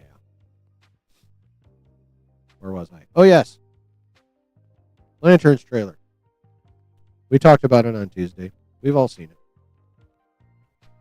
And if you guys will recall, the one of the main themes in that trailer, and the repeated question is, "Are you afraid?" a lot. Are you afraid? Are you afraid? Are you afraid? Are you afraid? Are you afraid? Fear was a big thing in that trailer. Now, of course, we know about Sinestro in the Yellow Ring and the Sinestro Core. And that the emotion behind the Yellow Ring, where we know green is willpower, yellow is fear. And we also know Parallax is based on fear.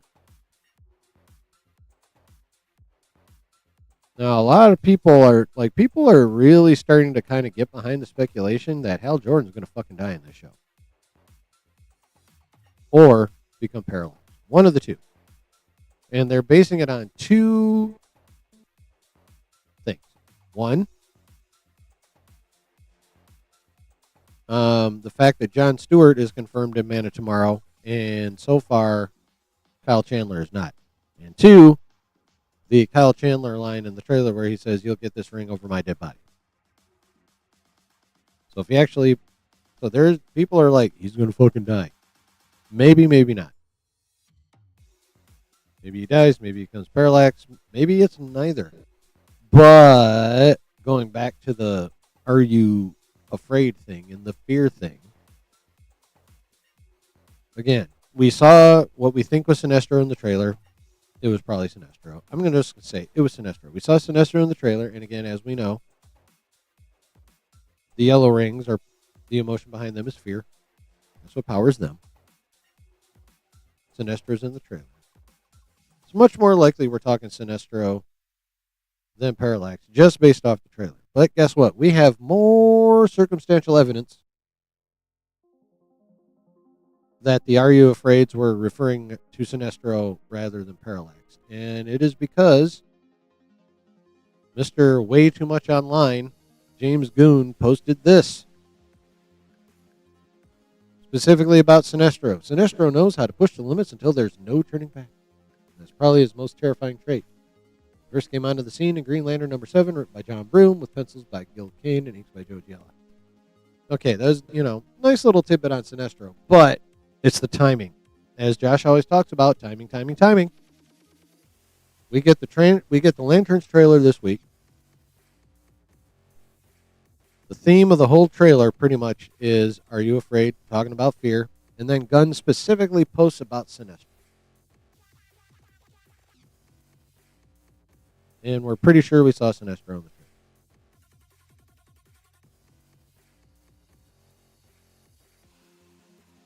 Chat, I'm really starting to wonder at what point in that series is Sinestro in that cell that we saw him. Is that at the end of the series when he gets busted?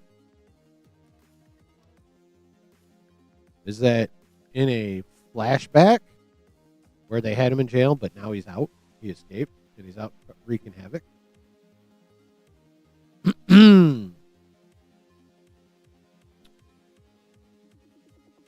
I don't know, but I'm thinking this is soft confirmation that all the references to fear were about Sinestro rather than anybody else. I'd have to go back and look at the trailer because I don't know if you guys remember, but they were showing. We know that it's going to occur in 2016 and 2026, and we saw some footage that definitely made it look like 2016 because Hal's hair was way darker in some parts of the trailer than others. The part of the trailer that showed him going to see what we are pretty sure is Sinestro in that cell, I don't remember his hair color in that. We know he was in his uniform. That ridiculously fucking designed Green Lantern uniform. Oh my god, I hate that. I hate that at least equally to how much I hate Superman's uniform. I hate Superman's costume. I hate Hal's costume. Trying to decide if I hate one more than the other. I definitely hate them at least as much as each other. Yep, they show Guy Gardner in that trailer too, yes. I mean, he has his own uniform with his collar and shit. That's comics. That's fine. I don't care. But yeah, I'd like the armory feel of the Green Lantern uniform that Kyle Chandler was wearing. And I hate that shirt. I hate that uniform so much. I hate the Superman costume so much too. Anyway, setting that shit aside, it's looking like. Obviously, this is no guarantee, but James posting this about Sinestro the same week as the trailer drops. That tells me that little tidbit of him being in the jail or in that holding cell or whatever the fuck whatever you want to call it, is only going to be a small part of his presence in this show. That's what I think. I think Gunn is soft confirming possibly that Sinestro is the big bad of Lantern season. What do you guys think? I don't think it's coincidental that we got the trailer and then this Sinestro-centric post the same. Especially with the underlying theme of the trailer being about fear. What do you guys think? I just hope Hal Jordan doesn't die. I know, me too.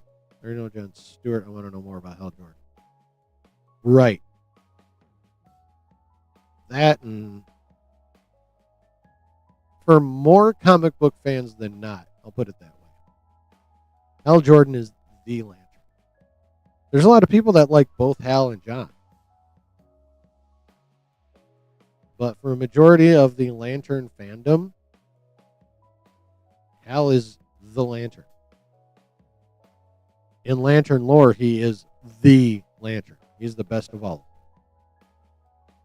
And in on screen, in live action, he's been done plenty of justice in the animated side of DC. But in live action side of DC, we have Ryan Reynolds.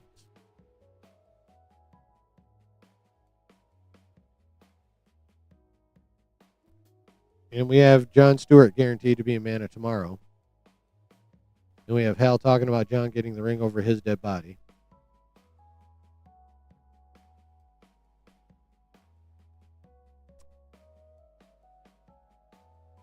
Obviously, it might come, all these little bits of evidence all these little bits of info that we think are evidence could amount to jack squat. Hal could be fine. I hope he's fine because the Hal we've gotten in live action has been very insufficient for Hal Jordan fans, to say the least. And I can't think of anything that would piss off the DC fandom more than them killing Hal Jordan off in a fucking TV show.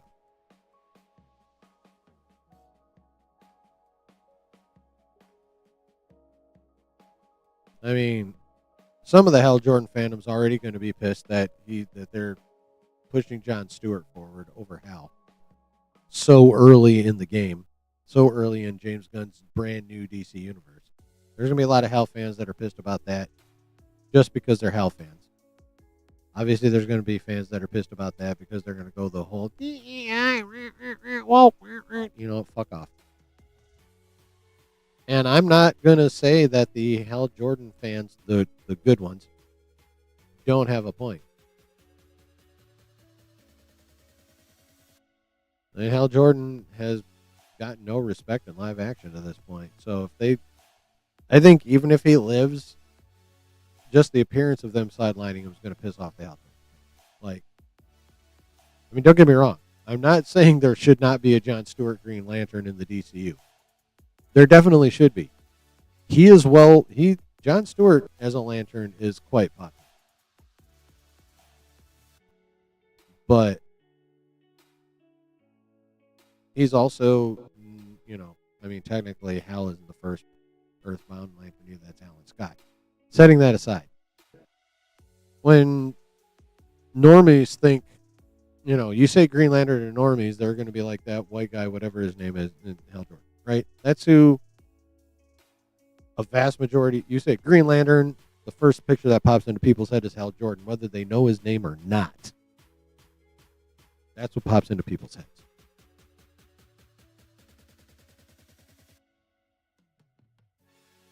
That's just reality. It has nothing to do with anything else other than he's the most famous fucking Lantern. It ain't Alan Scott. It ain't Jon Stewart. Hal Jordan is the most famous Lantern. Period. So if the Hal Jordan fans, the good ones, the ones that aren't crying about all that woke bullshit when it comes to Jon Stewart. Hal Jordan fans deserve to see Hal Jordan given a lot of shine in live action because all we've had to this point is Ryan Reynolds.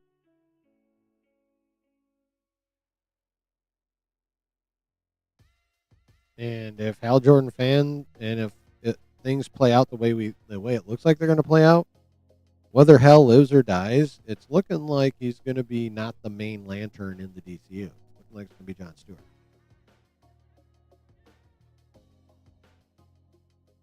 Hello, not sure. People like you are the reason we can't have nice things blocked. Okay, well, hello and goodbye then, asswipe. I don't care. But I appreciate you popping in and giving me that little bit of engagement to let me know that I'm the reason we can't have nice things and blocked. Chat, my sub count might have just dropped to 303. Guess what?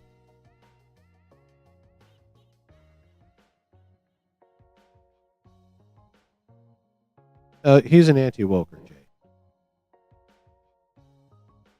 I'm supposed to be pro-Hal to the exclusion of all else. Fuck that guy. Who cares?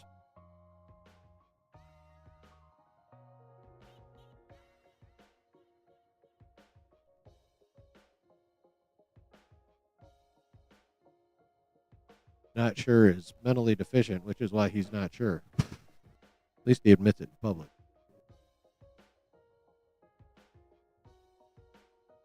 Anyway, setting that fucking twat aside,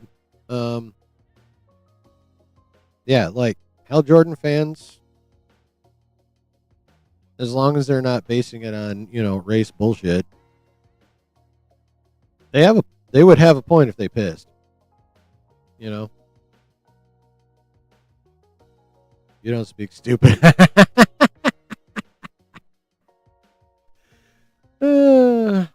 Now, with the amount of time I spent on Twitter, I was forced to become a translator, as it were. But I use my translation skills to shit all over those dumb motherfuckers. By the way, not sure if you haven't quite blocked me yet and you're paying attention. My Twitter handle is at Hetch75. So if you want to get shit on that part of the internet too, feel free. I got no problem. There isn't an anti-woker I haven't outthought yet. You won't be the first. Bitch. Fuck you and everyone that thinks like you.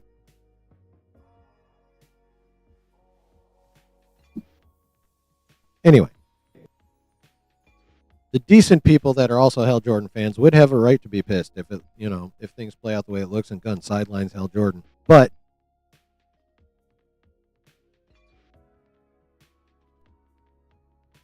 that's a conversation for another time later this year.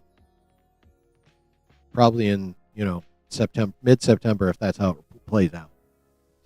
We can really talk about it then. Right now we're just playing the what if game. But there is evidence to kind of suggest that's going to happen. So we'll see. But back to the main point, which is it looks like Mr. Gunn is soft confirming all the references to Are You Afraid are about Sinestro and nobody else. What do you guys think? Do you agree? Do you disagree? Womp. Griff is a winner. Winner!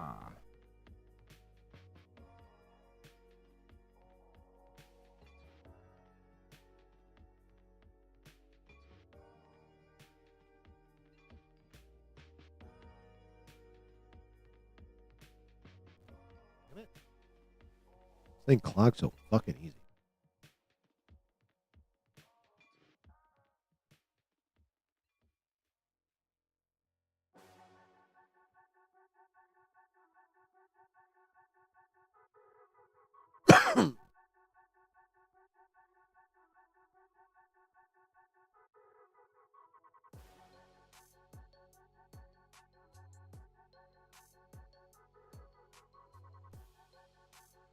Next time I gamble again. Window switch.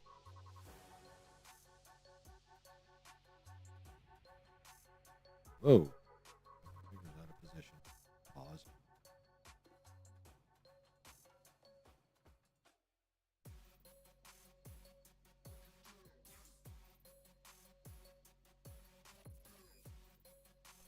Damn it, I should have let you roll first. Ooh, a 99 even. Damn it. Oh, wait, you did roll first. Fuck. I wish I'd have beat you. Oh, well. Doesn't really matter because I control the basement bucks anyway. I own the bank. If I want to add to my account, I can at any time. Anywho. Hey, good news for you, chat. I got to pee again. Because I'm drinking. Because we hit 300 subs. We're at 304. We're celebrating that shit. Of course, we're nerdy newsing. But we're celebrating good times. Come on. I'll be back in a little bit.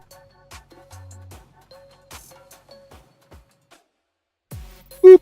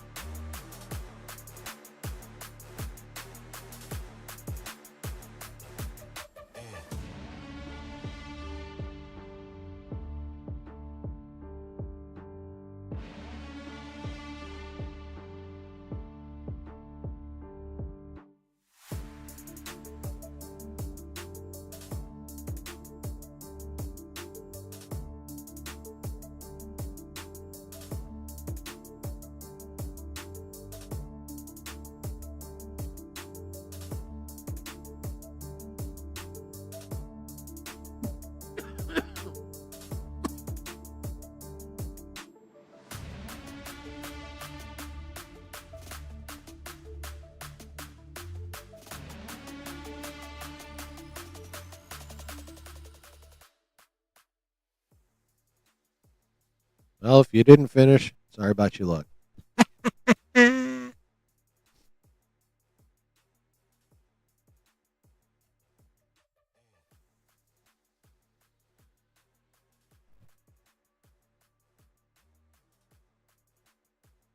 Lanterns becomes too much about agendas, and I may skip season 2 of Lantern.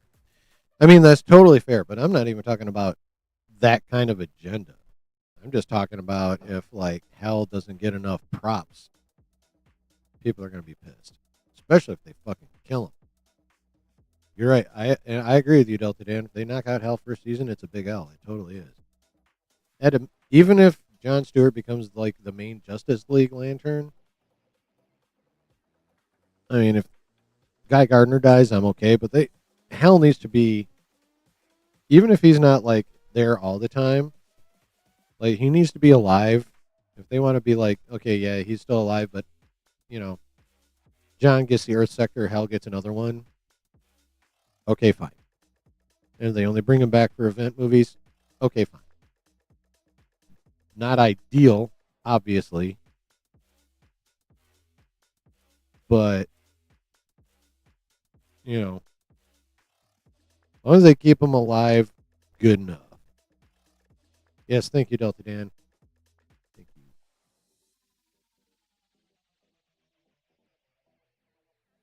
I'm glad the fish is moving. It only had a brick wall outside its glass. The fish's new place looks great.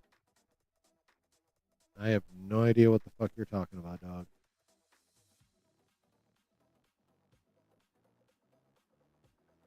You don't think they're likely to kill Hal? I don't think it's likely. But there's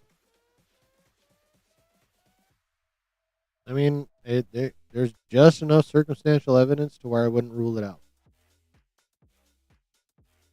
And again, said circumstantial evidence, very little of it there is. I'm not saying there's a lot, but we have Aaron Pierre confirmed for Man of Tomorrow and not Kyle Chandler.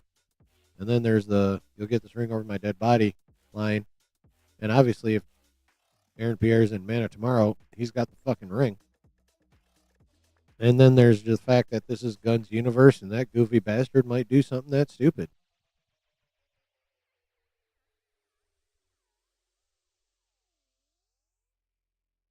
But yeah, I think it's more likely than not that he does not die. But I'm not willing to discount the possibility.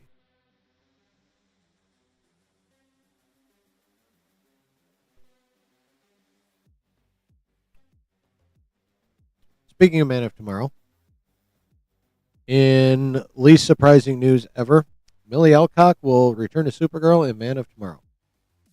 According to Mr. Peter Safran, co-president of DC Studios, she's a major part of what we're doing. Okay, cool. But yeah, Millie being in Man of Tomorrow, shocker. Except not a shocker at all. Now, her being a major part of what we're doing, according to Mr. Safran, that's interesting.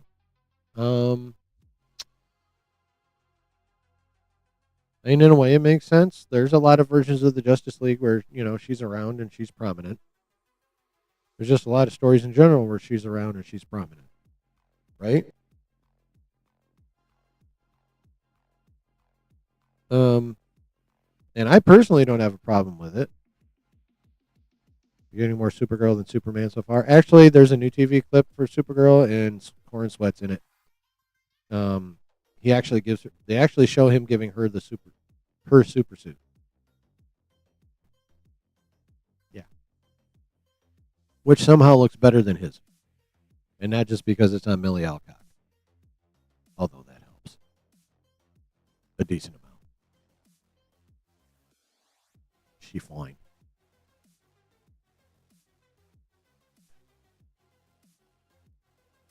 Millie's fine.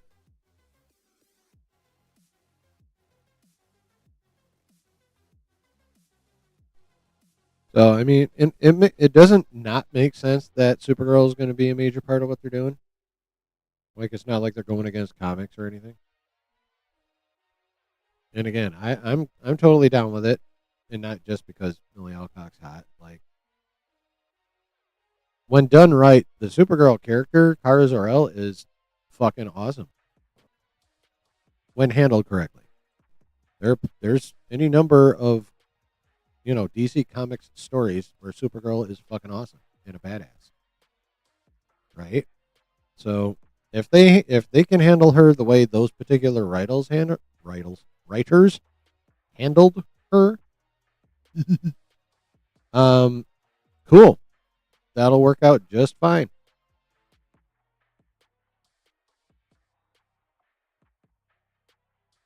But there's a little catch to what Safran said about her being a major part of things going forward.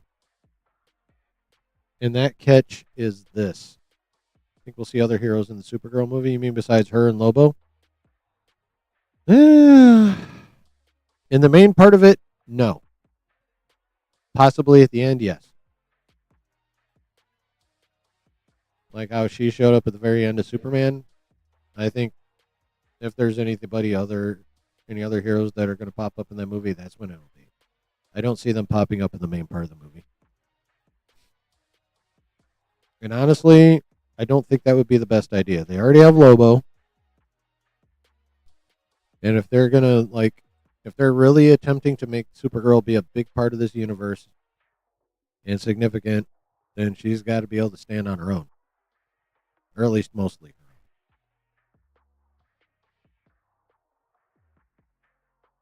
But there's a chance they may have to adjust their plans, and hopefully they're smart enough to keep situations fluid, not just Supergirl situation, but situations in general. Um, because there's this Supergirl, according to Box Office Theory, who's reasonably good at what they do. Supergirl is expected to open with 47 to 65 million in the U.S. in its opening weekend, with its domestic total in the range of 107 to 181 million. Guys, that opening weekend, 47 to 65, that's lower than the predictions for Mando and Grogu this weekend.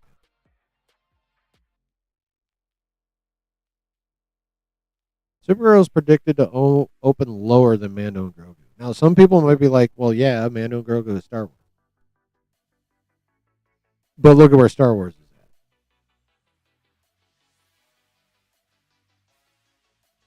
And I'm going to have more evidence for the true picture where Star Wars is at when we talk about Mando and Grogu specifically.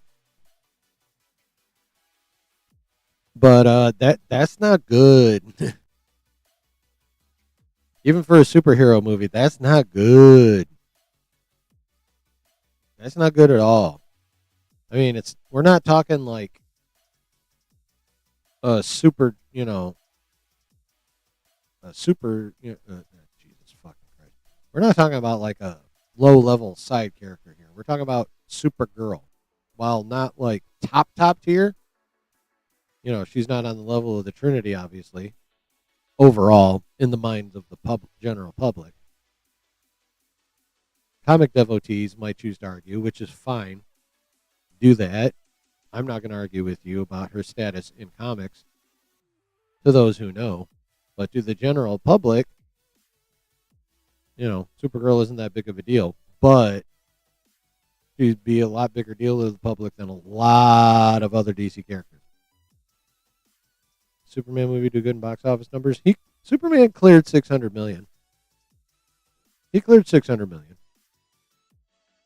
Not amazing, but not bad. He did decent. His performance was solid. If you know, you know. But yeah, like this, but it's Star Wars. That's a bullshit argument. Star Wars as a franchise is at its lowest point ever. Comic book movies while they have fallen off to a certain extent, they're still it's still one of the biggest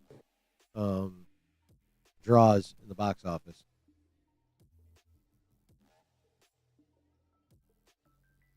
And this movie is going to open lower as it looks right now. Actually, let me be more accurate. These projections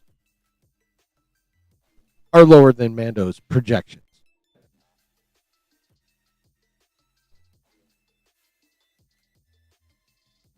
Not good. And if things stay at that level, Safran might have to rethink that statement of his.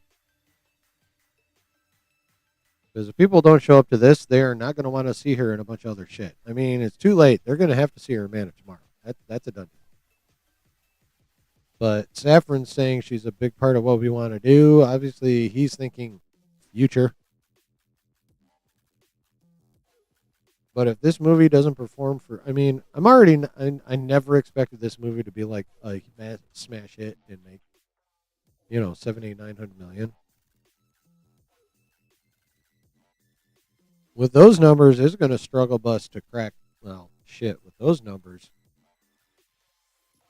it's going to struggle bus to crack 400. I mean, this thing could come up short of 400 like fucking like Thunderbolts did. What was Thunderbolts open? Well, don't that be what it actually is, not what it was projected to be. Oh, what was it?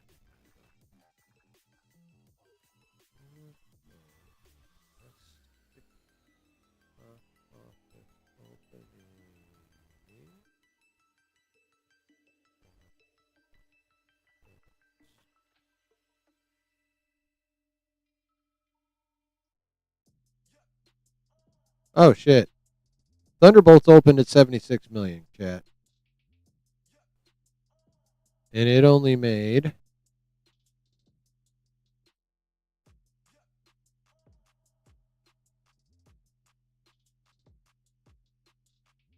oh for the love of.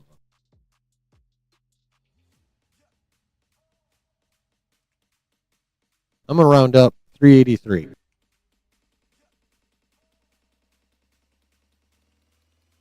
Thunderbolts opened to 74.3 million domestic and ended up only making 383 global.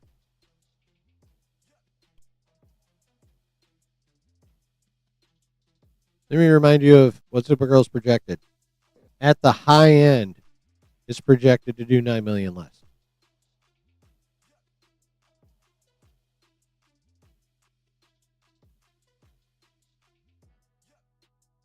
At the high end.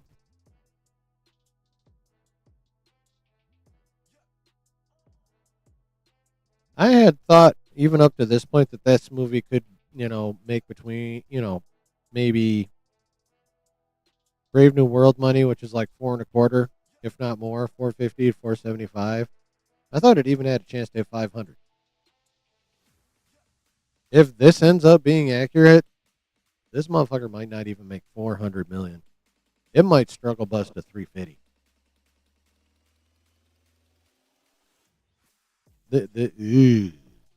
And if that's the case, Safran is going to have to rethink. Safran and Gunn are going to have to rethink their plans about how much they're going to want to involve Supergirl if that movie fails to that level. Yeah, that's a bummer. I thought that was going to clear 400 no problem. I thought it might have a bit of a chance to make 5, but if you're going to assume that if you're going to assume that that's what it's going to be and then extrapolate out,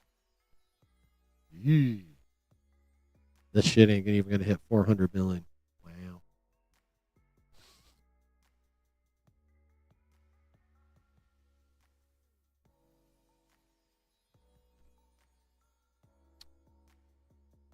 Yeah, they don't want another Captain Marvel situation, says Sanoff. They got to show the money sellers like Batman, Wonder Woman. Yeah, no. Gunn's concentration right now should be on the Trinity. Period. Exclusive. Fuck everything else. Get us Wonder Woman and Batman.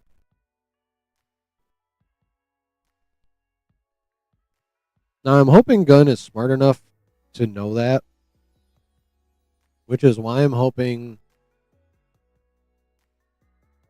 that the confirmation that Adria Arjona is actually Maxima is bullshit. Because that would be dumb as fuck. Like, I don't doubt that Maxima is in the movie.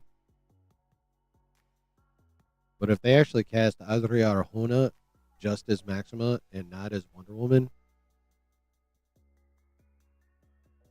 that will literally be Gunn's biggest L to date.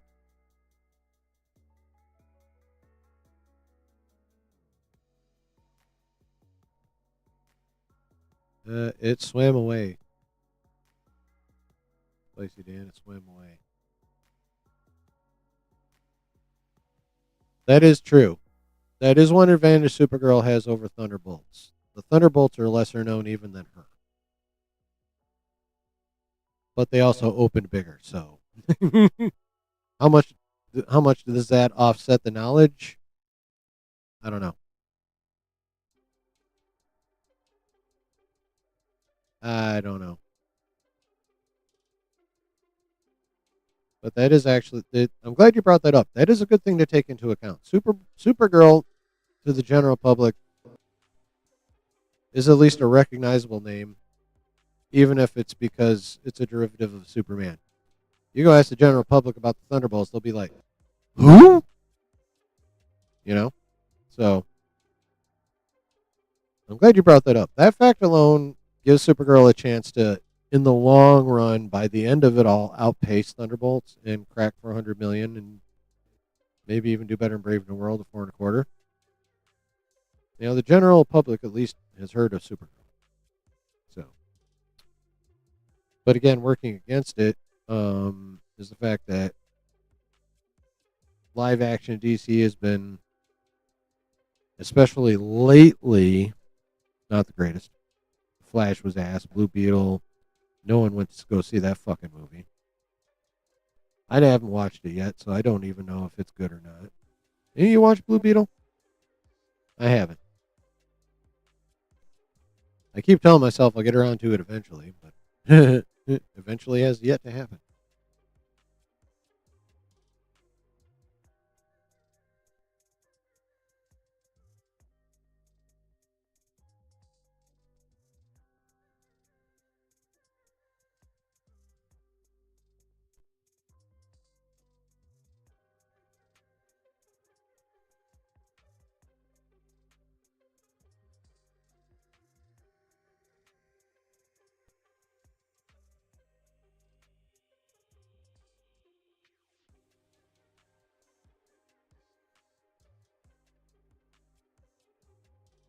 So yeah, Supergirl. I'll just put it this way: if those numbers bear out and are accurate, bear out to be at least somewhat accurate,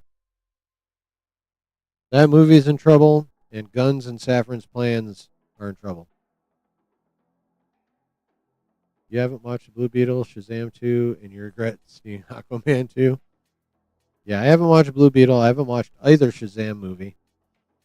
And I don't regret seeing Aquaman 2, but it was not good.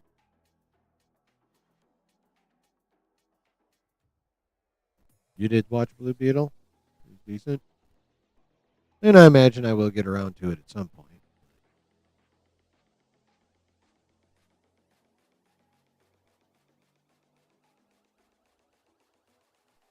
I know the DCEU outside of Snyder is not good. Man of Steel's great. Snyder Cut's amazing. The Ultimate Edition of BVS is good. The theatrical cut, I think, is still way overhated. People got way too obsessed with that whole Martha thing. Like real talk. Like, okay, yeah, I get it. It's a little weird and cringe, but it's not that fucking bad. Like seriously, calm the fuck down.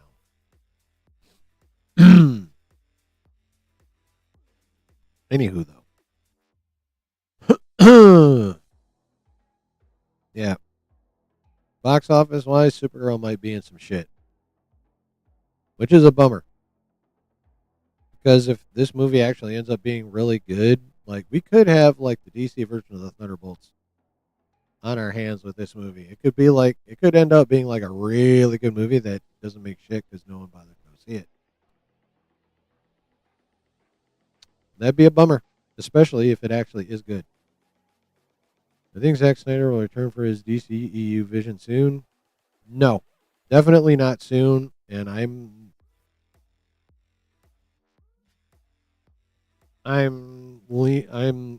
like gun to my head. I'm saying not at all ever again.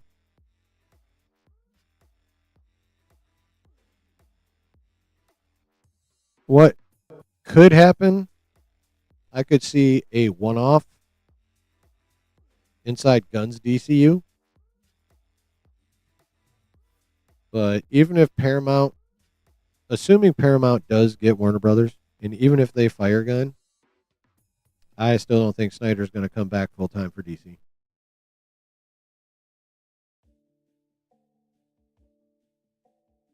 Would I be mad if I was wrong about that?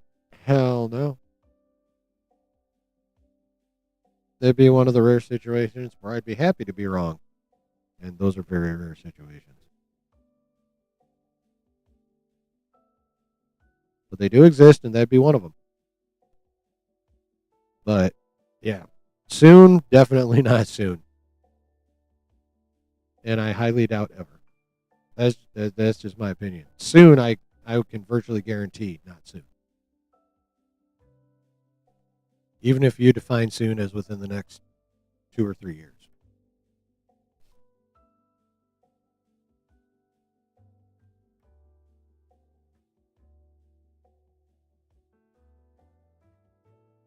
But we'll see.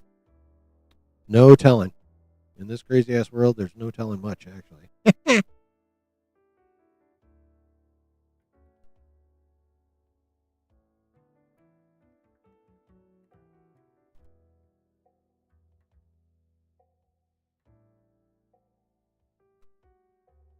Damn it.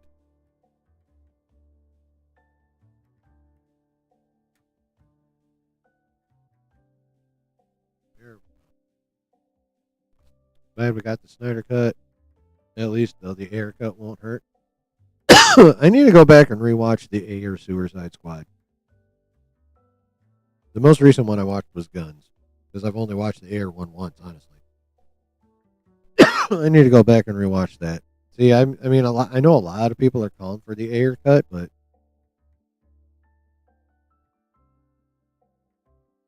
do we think the difference between the theatrical cut and the Ayer cut is anywhere near as big as from the Justice League to the Snyder cut, though? Like, how much better really will the Ayer cut be? Do you think?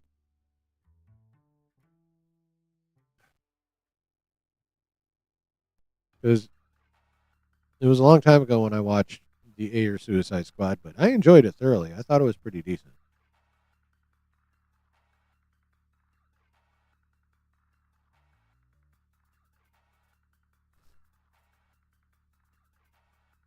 It was not the abomination that the Justice League was.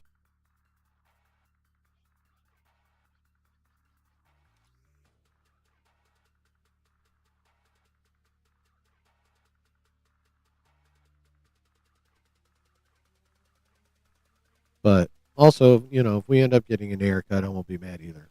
But I'm definitely gonna have. I really do need to go back and watch the Ayer Suicide Squad. Fucking hate the gun one. Oh my god, that movie is the Love and Thunder of DC. It is the fucking worst. And the Flash is Quantumania in my eyes. Of course, that's only probably because I haven't seen Shazam or Shazam 2. I never had interest in watching them. From what I've seen, Shazam 2 might actually give the Suicide Squad competition in like being yes.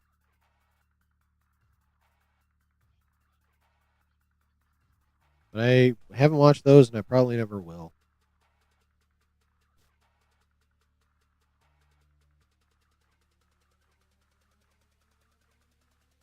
It's like the basic concept of Shazam. I have no interest in. Now I am aware that like he has been like part of some badass storylines where he was like really really good and his character had depth and shit. But like just the concept of a 12-year-old being able to turn into a superhero but still being a 12-year-old mentally doesn't really appeal to me. You didn't hate Blue Beetle? I mean, that's cool.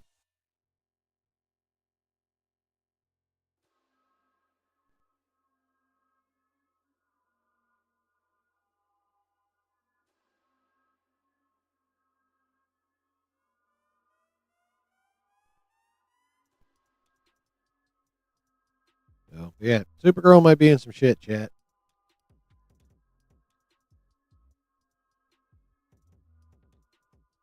Woo. All right, chat. We are on to our final subject. And I don't know if you noticed, but every subject changes shot time.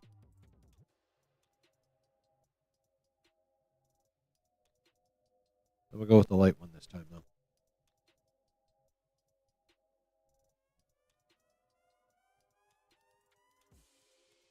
chat. Here is to us together getting this channel to 304 and counting.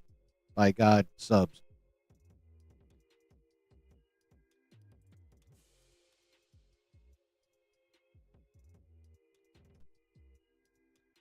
I think that Marvel and DC's issue right now is from not knowing which characters sell money.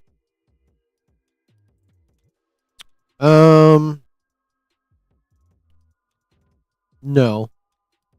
Both their issues come down to ego and selfishness.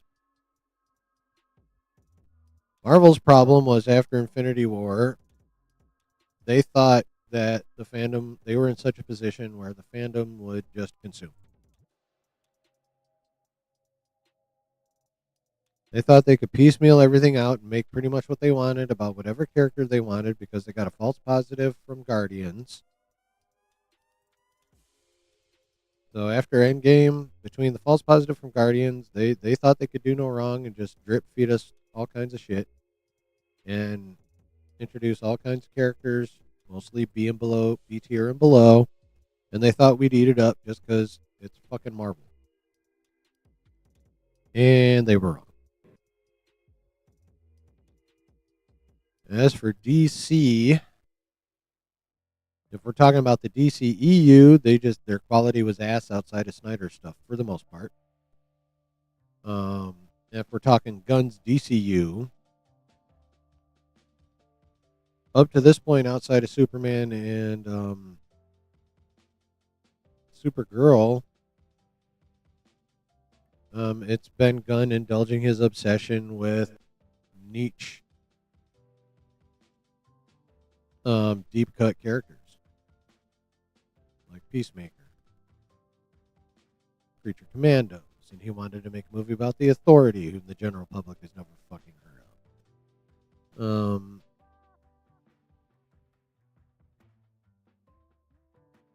Yeah, so yeah, with Marvel, it was them overestimating what they could get away with, and for DC, it's just Gunn's ego and goofiness and obsession, which he is allowing to dictate too much what he does.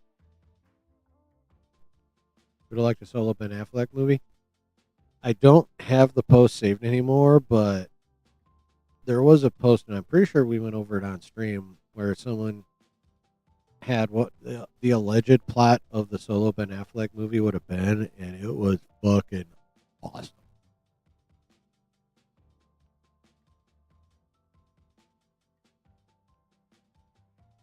Pink Flash was not that bad of a movie, but Desert Drama didn't help that movie at the time. No, that didn't help, but it was. It had decent parts, but overall it was not that good. And those CGI babies, like especially right at the beginning, just took me right out of it. Like that shit at the beginning just murdered that whole movie for me. Like I love Michael Keaton. Don't get me wrong, that part was dope. Coming out in the Batman suit saying you want to get nuts, let's get nuts. Fucking I'm here for that all day. I thought Sasha Kaye did a decent job as Supergirl. Like the problem was not her, the problem was the writing, like honestly. And then that fucking CGI universe menagerie at the end. Oh my god, that was yeah. Don't get me wrong. There was good parts, well written scenes, and good drama, good dramatic acting and shit. But like as a whole package, not. I was not pleased that I spent money to go see that movie. I'll just put it that way. I would much rather, after I walk out of the theater, I was like, wish I'd have waited for streaming.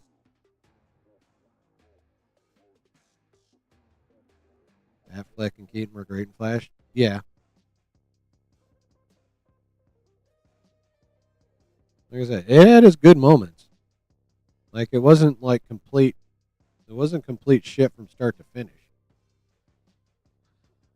But the bad parts were more numerous and outweighed the good parts overall for me. Ending of Flash was cringe. Yes, it was.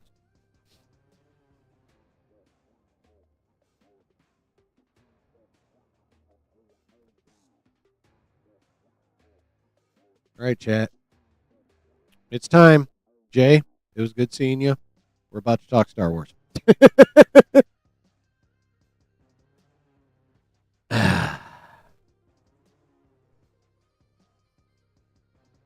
All right. Before we get into the specifics of the Mando and Grogu, got a little quote from Mr. Filoni himself, who is now co-president of Lucasfilm. According to Mr. Filoni, there will be infinite possibilities for the types of Star Wars stories they can tell under his leadership. Quote, I'm looking forward to bringing a lot of these ideas and visions to the fans. Everything is proceeding as I have foreseen it. Nice line for reference there. So, I don't have to go pee yet. Shut the fuck up, Spicy Dan.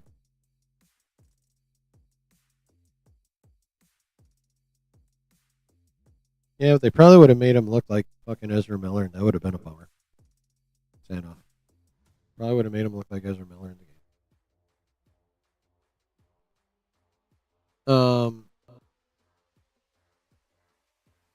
So it's a little bit of a mixed bag.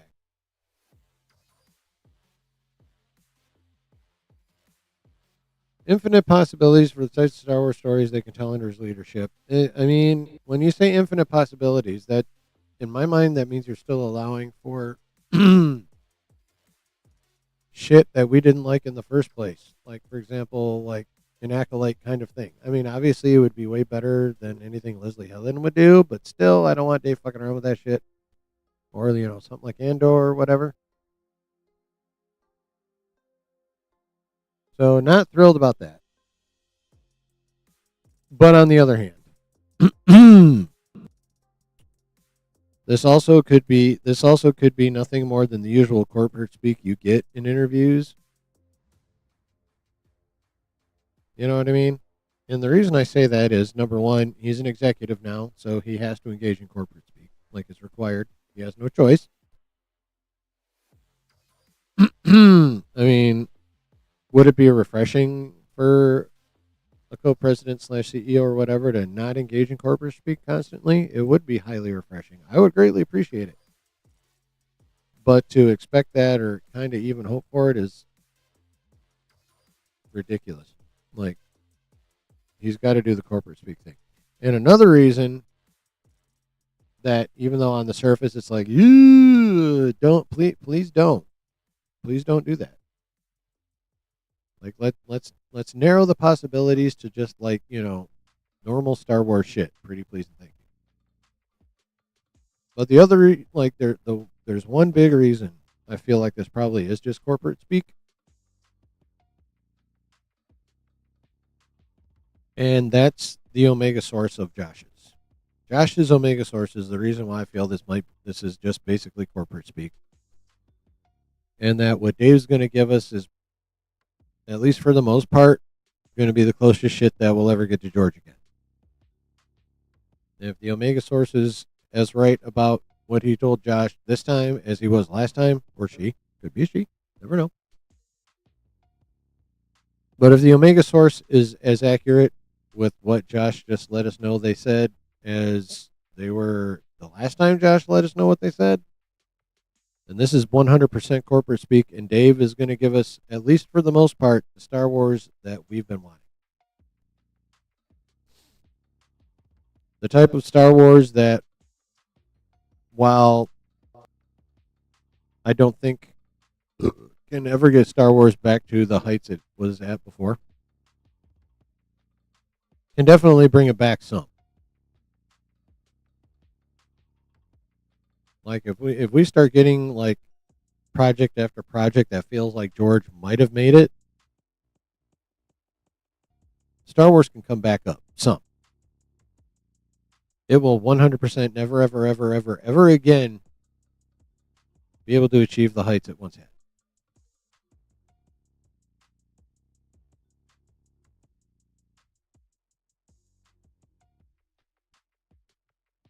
But it can regain some of it by doing the shit that the Omega Source was talking about is going to happen. So, Is it more than likely corporate speak? Yes. Do I hope it's only corporate speak? Yes. If it's not corporate speak, is it going to be highly disappointing? Yes. So hopefully it's just corporate speak. Hopefully the Omega source is right. And we're going to get some fucking dope ass Skywalker shit coming up. What do you think, chat? Think it's just corporate speak? Do you believe in the Omega source? Or do you think Dave's going to be doing like still doing some pseudo KK like shit?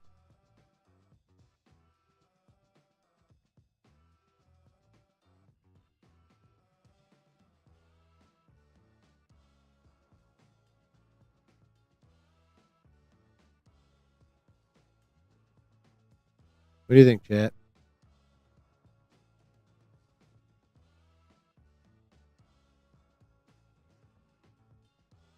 You have faith in Dave Brooke? Cool.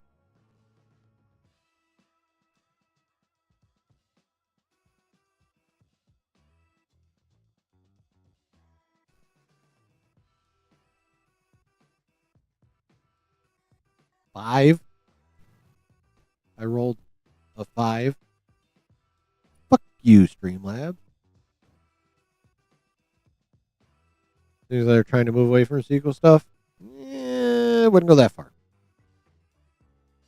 Unfortunately, well, Dave might make adjustments, as it were. He's not going to get rid of it. No matter what some people might want or even report as fact. The sequels are not going to be fully retconned. They are, whether we like it or not, and it's definitely not, the sequels are now canon. The best we can hope for is Dave to make what's left of the canon as cool as humanly possible. That's all we can. That's all that can really happen, and that is what I fervently hope Dave is doing. But he is not going to retcon the sequels. He is not going to wipe them out. They will be there. They will be referenced. They will be acknowledged. They're not going away.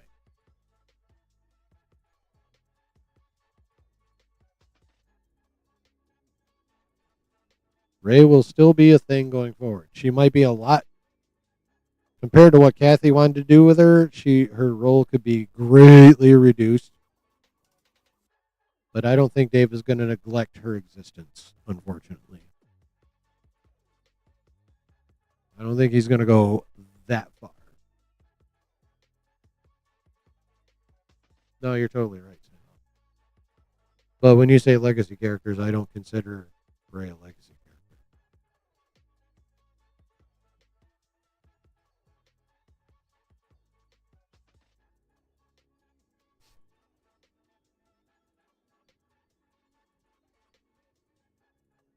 But I mean, we'll see. We'll see how it goes. We'll see what we get.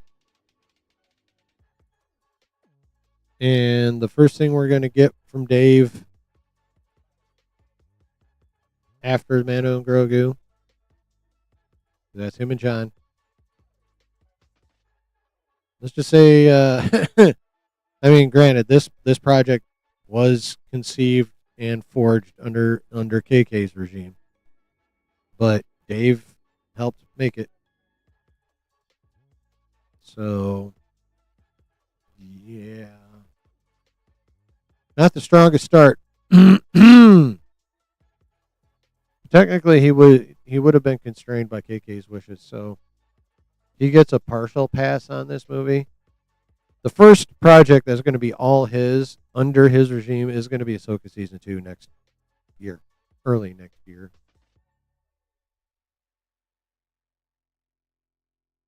So that'll be his first That'll be the first pure evaluation we'll be able to make about something that's totally his.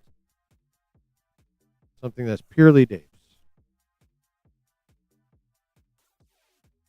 Mando Grogu is partly on him, but not completely on him. It's also partly on John. It's partly on KK. Partly on Iger for forcing it. Anywho, we'll see how that goes. We'll see if that was corporate speak. We'll see if he's actually going to be open to still making shit that shouldn't have been made in the first place.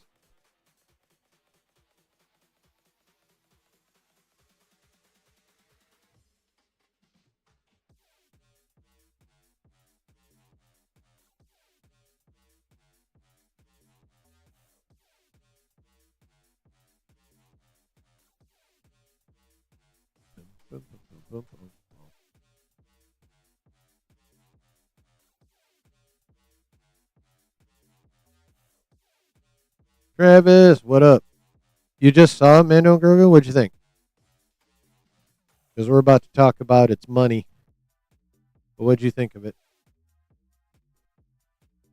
Let's see. Do I think big companies like Disney, Sony, etc. should try lower budget movies or they would not risk losing so much money?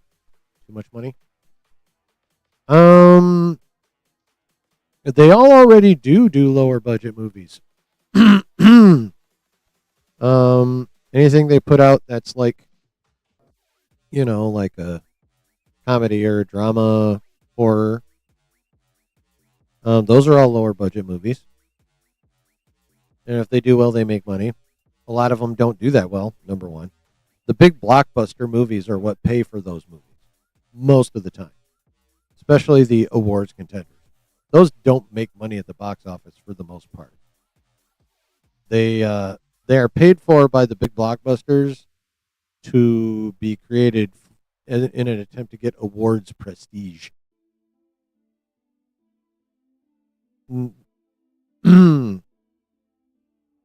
Yeah. The blockbusters pay for those for the most part. Sometimes they get lucky and a lower budget movie will make a decent amount of money. But most of the time they either lose money or eke a minimal profit.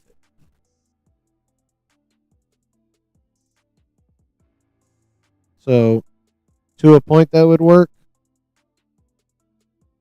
but also that's something they kind of already do, but like it's paid for by Marvel.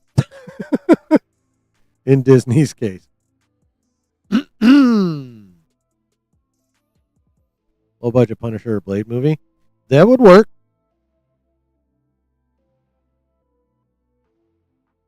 Yeah, if they made like a Punisher or Blade movie for, I don't know, 80 to 100, most it would need to make money be like 250, and those would probably be, $4 or $500 million movies, maybe even 6 or so, depending.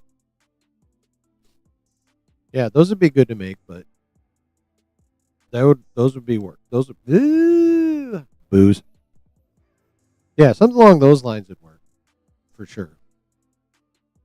But while they technically would be money makers, like profit wise against their own costs, they wouldn't make like fuck tons of money either. You know what I mean?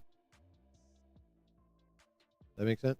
Okay, Travis's thoughts on Mando Grogu. Enjoyable. Biggest issue is the absurd overabundance of action, especially shootouts, which go on forever to the point of nausea. And it does feel like multiple episodes crammed together. Yeah, that a lot of people are saying that multiple episodes crammed together. You're the first person I've seen not like the action. Like the action has been listed as a positive in all of the reviews I've seen, whether they really didn't like the movie or just thought it was fun or okay. Like the action has been like a plus in all the reviews, and you're like, too much. Kind of fun. I'm not saying you're wrong. I'm just saying that that's the first time I've seen someone talk about the action in a negative way. Hi, buddy. Say hi. Look over here. And look at the camera. Isn't he cute? He's my big boy. You literally can see the moments where that episode would end and go to credits. Wow. It's bizarre. Return of the Jedi had the job as Palace prologue before the main story. This movie has like 3 prologues. Holy shit. Okay. This is why I'm wavering on actually going to see that shit in the theater, chat. Like, I think it probably would be entertaining. But then again, there's that whole aspect, which is pretty much outside of the fucking toxic positive glazers, pretty much the most agreed upon sentiment. Is it's basically an extended episode or a bunch of episodes crammed together or whatever. Okay. I'm gonna need my mouse though, bro. You can't. That's not a mouse you can have. No, you're so cute. You're such a cute big boy. You're such a cute kitty. Do I think Mandalorian and Grogu should have been lower budget? No, I think Mandalorian and Grogu never should have been fucking made as a movie.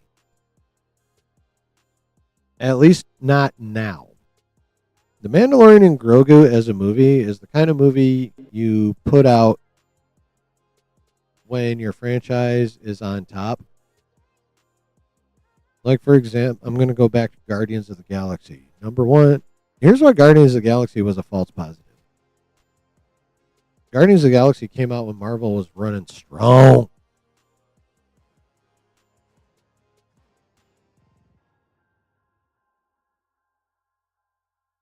Thusly, people were in a position to be like, okay, this isn't what we've been getting. It's kind of out there, but it's also kind of fun, so we're down.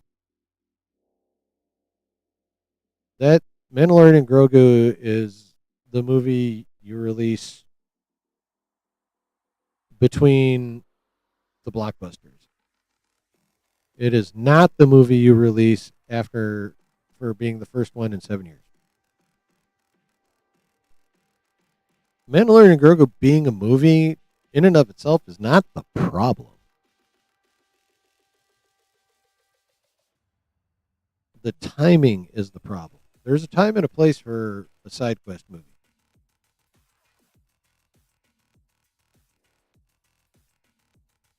And it's something you drop in between badass movies when your franchise is rolling strong.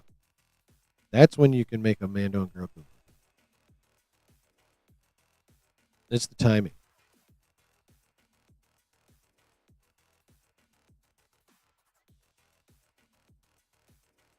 Oh, Travis has more to say. And that's totally cool, Travis. Trust me. I just happened to glance back over at chat, and I'm like, oh shit, there's more. That said, Travis says the movie picks up once Rada appears. Okay. Then really finds its stride when Grogu's story comes into play, which isn't a spoiler. Him and his buddy's mission actually has weight to it. You could hear my audience light up once Grogu and the Anzellans did their thing. It felt like an 80s movie and has a lot of heart. Okay. I mean, that's literally kind of what I was expecting, except I didn't realize that Grogu and the Anzellans thing was that much of a thing. That's kind of cool. I love the Anzellans.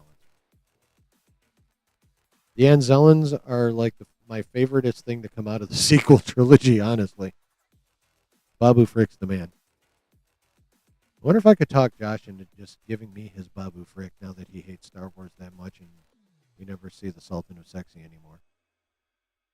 He's gone from never being far away to being far away.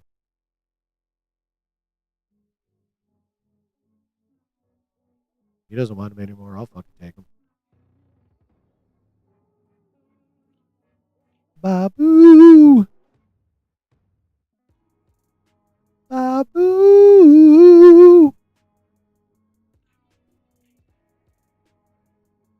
Yeah. All right. Time to talk about Mando and Grogu's money. To begin with, not starting off strong. The Mandalorian and Grogu at 12 million has officially recorded the worst domestic previews for a Star Wars movie since Disney's acquisition of Lucasfilm. And I was talking about Thursday previews. In order. Well, actually, in order of release. Force Awakens did 57 million on Thursday. Rogue One did 29. Last Jedi did 45. Solo did 14.1. And Rise of Skywalker did 40. Notice how the prequel or sequel numbers are going down. 57 to 45 to 40. And Solo did 14.1, and Mandalorian Grogu only did 12. Man, Dominic Toretto. That's funny.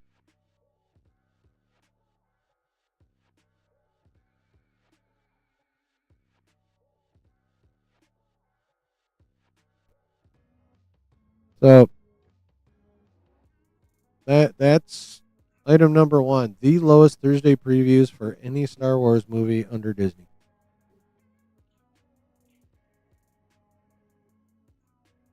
Not great, chat.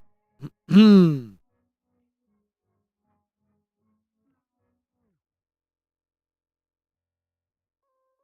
see, here's the thing. None of what we're about to talk about should be surprising in any way, shape, or form. I mean, unless it's abysmally like that fucking low. But the fact that it's low in general should not be a surprise to anybody. I mean, the toxic positives are going to be surprised, but they're morons.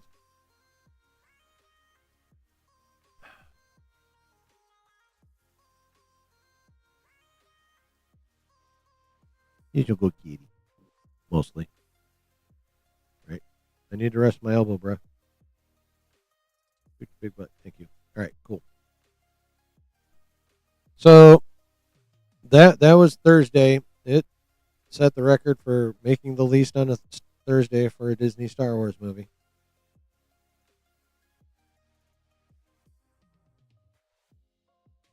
And then when we've talked about this before, chat, when we talked about Mando and Grogu before, I have said more than once that this movie is going to be saved by international. You remember that, right? We've talked about that. How, like Venom 3, the only reason that did even somewhat decent was because of the international box office. And I feel the exact same way about the Mandalorian and Grogu.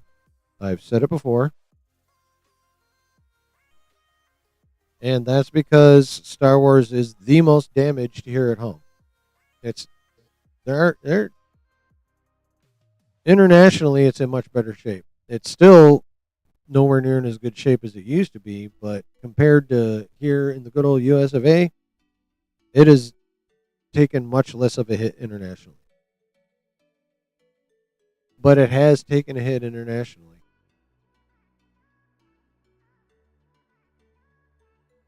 Because we have here Luis Fernando, whom Josh has referenced plenty of times, and for good reason. This guy's good. Here's what he has to say. The Mandalorian and Grogu kicked off global rollout in Europe, but not like one would expect from the first Star Wars film in 7 years. Oh, really? Who'd have thunk? Oh, yeah. This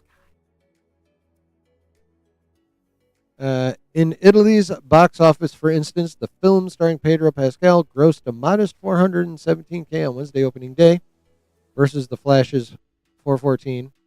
Solo's 453. See, there it is, underperforming Solo again. And Captain America 4's 531. Oh, Brave New World.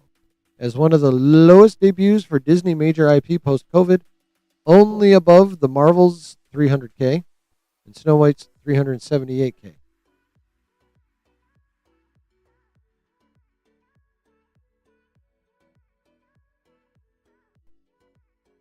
So even in international, it's underperforming, chat. The demographic that is the best chance of getting this movie to any reasonable amount of money is starting soft.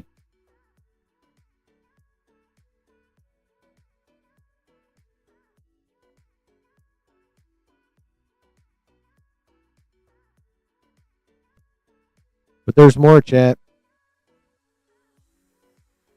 In another post, he goes on. And if Italy was soft on the Mandalorian and Grogu, in France's box office, things weren't much better. As the Star Wars film starring Pedro Pascal grossed a modest estimated $750K with 83 admissions on Wednesday opening day versus The Flash's 850 and 95K admissions, Solo's 820 and 89K admissions. Again, is one of the lowest debuts for Disney major IP post-COVID. Word of mouth is mixed, with Mando receiving a 3.1 star from the critics and 3.3 stars from audiences, equivalent to a B cinema score, which, by the way, actually, has the cinema score come out? I feel like Mando's cinema score is actually good. And by the way, its audience score on Rotten Tomatoes is pretty good too. So people that have seen it liking it isn't the problem. It's those that haven't seen it not giving a fuck and probably not going to see it. That's the problem.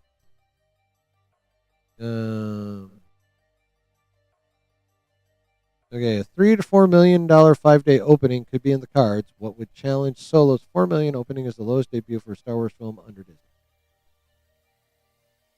And I don't think Solo came out on a holiday weekend, which reminds me. I saw a tweet earlier talking about the 4-day weekend, it doing actually pretty decently globally, like 160 or so. But that's the 4-day weekend, which makes that kind of a bullshit comparison. Because if you want to be right, like the standard weekend when you talk about movies is 3 days. So I don't care about your 4-day total. If you want to compare movie to movie to movie to movie, it's got to be the fucking 3-day weekend total, not the 4-day. But you know, and I tweeted about this, you just know that the toxic positives are just going to grab the number, ignore the fact that it's a 4-day total or even a 5-day total. They're going to treat it like it's just a 3-day total and be like, see, it's not a failure. Star Wars is fine. No, bitch, it's not. Pay attention.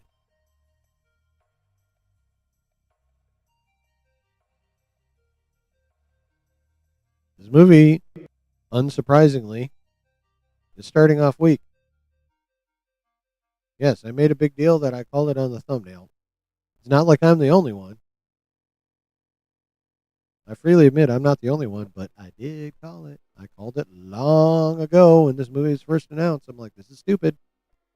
And then when we first started getting an idea of what the plot was going to be, it's like, okay, this is really the worst idea for your first movie in 7 years. This is not going to do well. And look at that shit.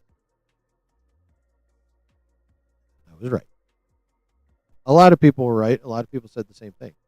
I could have disagreed. I could have been wrong. But I called it. I was right, and I'm not wrong. So just because I'm not the only one doesn't mean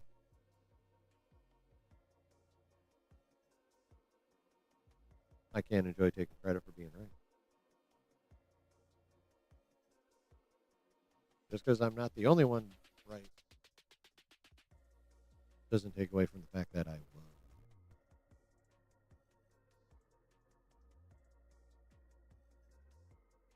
Yeah, I'm probably way overblowing the fact that I was right and that I called it and I don't fucking care. My channel, I'll toot my own horn if I want to. Toot fucking toot.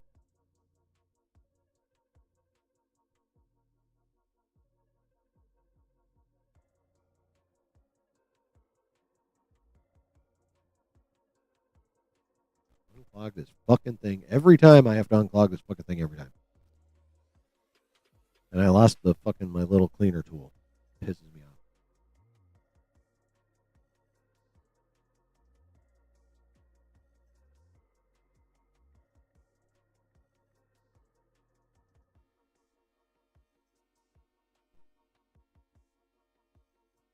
So, yep.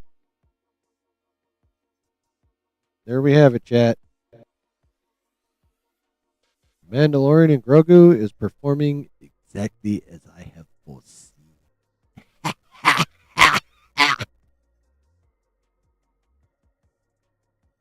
Soundtrack and visuals was pretty good. Well, yeah, I expected them to get those two things right.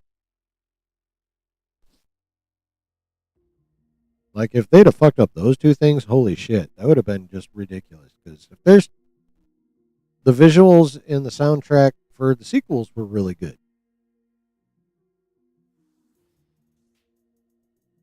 I mean, Williams scored the sequel trilogy, so that was going to be good.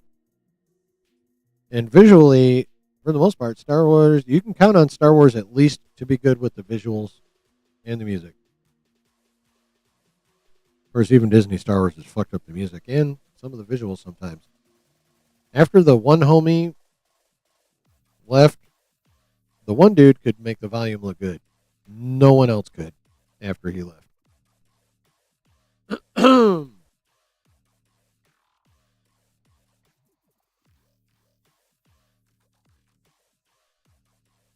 So yeah, that doesn't surprise me in the slightest. I would expect that. Like if they failed on the music or the visuals, holy shit, that would be a debacle. That would be like ridiculous. Absolutely fucking ridiculous if they fuck those up. Like, ugh. So yeah, I'm not surprised that those are good at all. Like I'll give even Lucasfilm under Disney for well over 90% of the time. You can't knock the sound. You can't knock the music or the visuals. There are some instances where you can, but still, credit where it's due. Doesn't matter what project it is, you can basically rely that the music and the visuals are going to be good. 100% of the time, not so much. Well over 90, definitely. So I can give Disney props for that, or I can give Disney Lucasfilm props for that shit at least.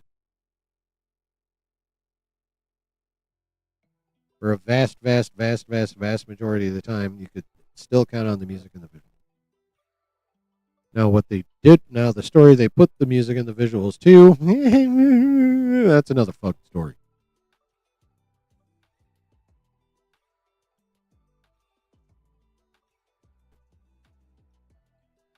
There it is, chat. Mando and Grogu, significantly underperforming for a Star Wars movie to really no one's surprise, but it's happening. Hi, buddy. You think just because I move my hand a little bit that I'm done with the mouse and you can plop that close to it? I could really piss you off and sit you up in front of the camera. Here, let me get my mouse.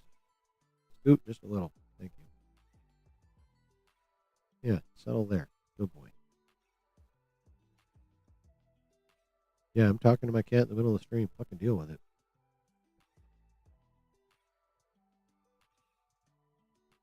They did legit stop motion? That's cool. Oh, for the Anzellans, maybe? Puppetry, that kind of thing? Yeah, I love the Anzellans. The only reason I would even rewatch Rise of Skywalker is for Babu.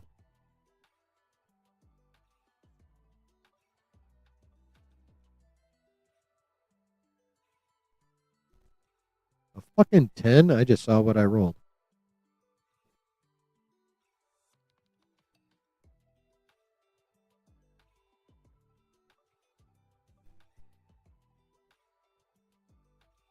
So what do you think, chat?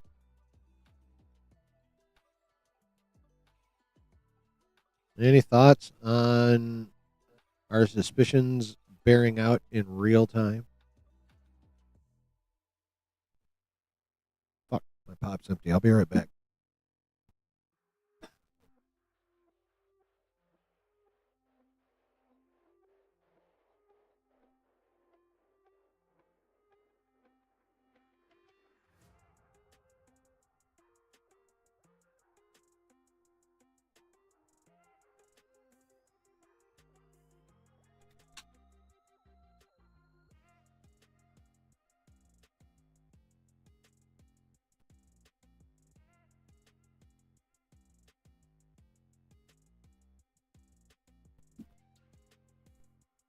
Mando movie was super predictable.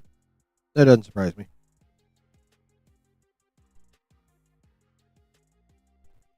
Makes me wonder if things would be different if Kevin Feige did take over Star Wars. Oh, they'd be so different. Star Wars was Feige's first love. He just hired on to Marvel and was like, "Oh fuck, comics are cool."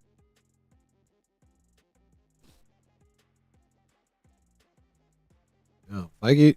Star Wars was Feige's first, like even for most of us, especially if you're roundish my age. Star Wars was your first love way before comics.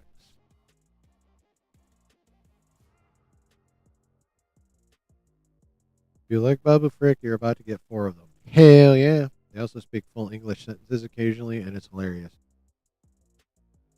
Well, weren't there like there were like 3 of them for a little bit in Mando season 3 when they made Grogu's little mobile robot thing. I'm out, motherfucker. That shit was hilarious, and I still say, even though it was unintelligible, mostly that's what he fucking said. I maintain that Disney got away with a motherfucker in a Star Wars show.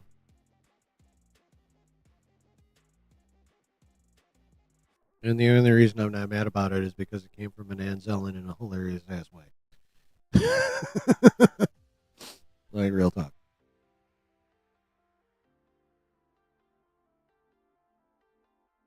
Yeah, Anzelins are the best thing to come out of the sequel trilogy, hands down, in my opinion. But yeah, that's all I got, chat. That was it. Those are my subjects. It is your time now, chat. Oh, and it is now time for a post subjects. We have cracked 300 subscribers. Shot, chat. This is to all of us. I didn't do it by myself. Y'all helped a lot by being here. Slancha.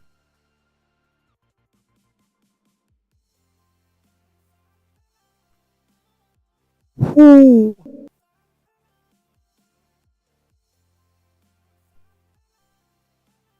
I'm debating on reasons to see it in the theater. They're pretty much the last half of the movie.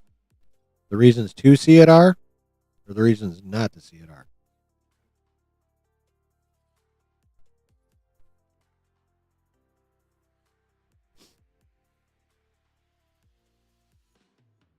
They never asked my thoughts on the Paramount and Warner Brothers merger.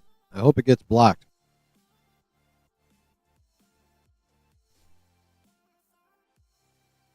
I do not want it.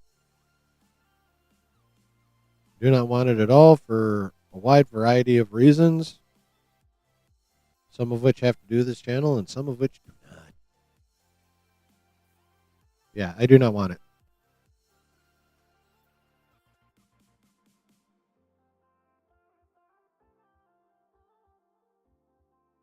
But it is more likely than not going to happen. So just have to wait and see how it goes. But yeah, I'm not a fan of it at all. Excuse me.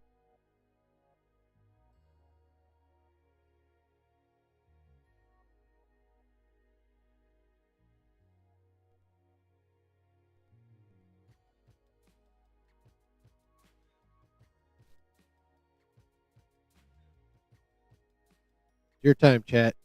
You're going to ask about stuff. I mean, you can ask about any nerd related stuff, whether we talk about it tonight or not. Let's hang out. Let's chit chat for a while. The Anzellans show up about halfway through, and they're with us for the rest of it. Oh, okay, cool. Anzellans. Who do I think should own WB? I'm just saying Disney so we can see DC and Marvel crossover. Like, if I wanted Netflix to get them, honestly. I don't want them to be owned by another regular ass movie studio. I don't want them to be owned by Disney or Paramount or Universal or Amazon. If they're going to be owned by anybody, I prefer it actually be Netflix. Serendos is slowly, I think, going to move Netflix to where they won't be like a major like theatrical movie studio, but he's moving them in the direction of like doing more theatrical slowly. He was ready to jump in with both feet, if he'd have gotten Warner Brothers with its already established everything having to do with doing theatrical movies, studios, distribution rights, that kind of thing.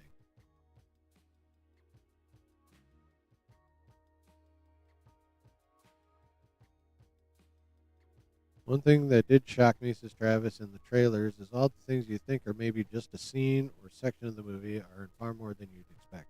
Huh.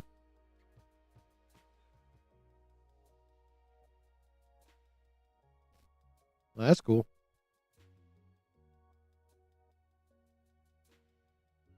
Like, ideally, I don't want them to sell. Like, I want them to be like, fuck it, we've changed our minds. Everyone can suck our dick. We're staying ourselves. But that ain't happening. So yeah, I would prefer Netflix out of everybody. And also out of everybody, the one I want them to own, the entity I want to own them least is Paramount. If another studio has to own them, then yeah, I'd go Disney because yeah, give me that fucking crossover. In order of preference, it'd be Disney, Universal, Amazon. Actually, if we're talking like actual studios, Disney, Universal, Amazon, Paramount. That would be my order of preference if another full-on movie studio is buying Warner Brothers, and if like all of them wanted it, yeah. Warner Bros. Had a decent year last year too. That was one of the best last year. 2025 was one of the best years Warner Brothers has had in a long fucking time. Excuse me, like a long time. There's like there couldn't have been a better time for them to have a decent year than when they're up for sale, or to have their best year in a long time. Because then they can raise the price. Like, look how awesome we just did. We are now worth this much more. It was like perfect fucking timing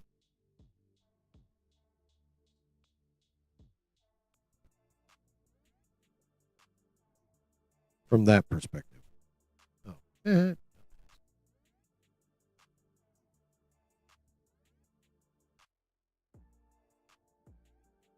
also,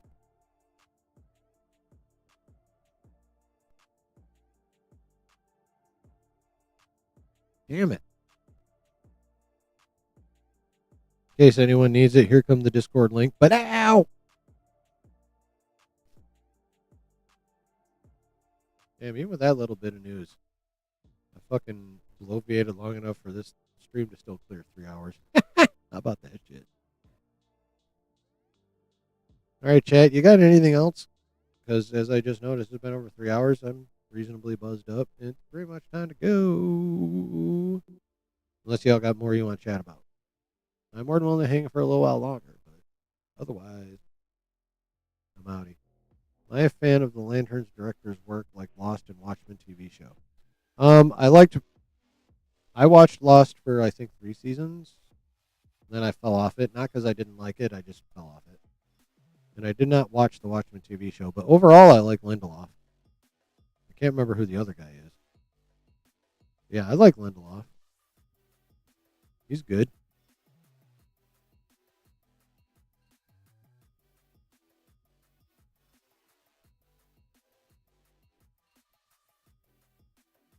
I mean, no writer is like amazing every damn project, but overall, Lindelof's a pretty good writer, and I appreciate him.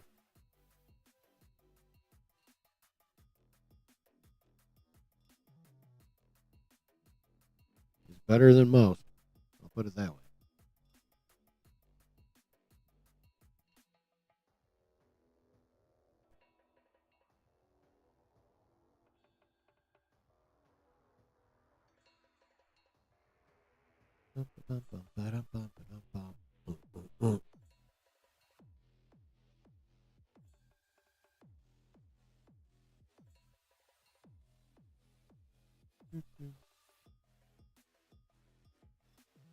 I believe so. Let me double check.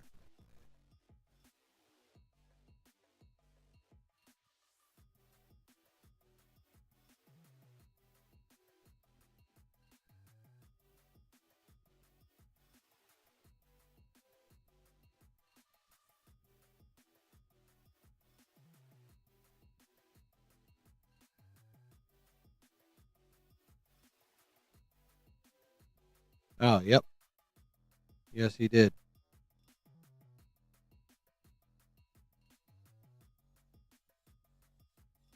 I never watched it. Yes, he did do the left.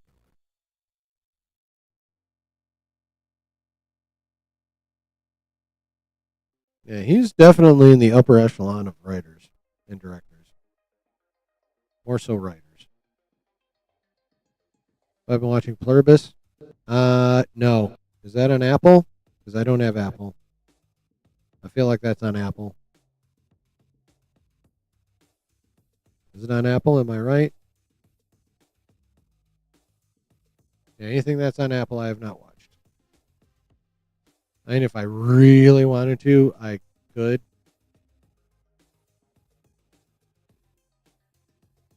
I have ways. I'll put it that way, but I have not. I've heard really good things about it.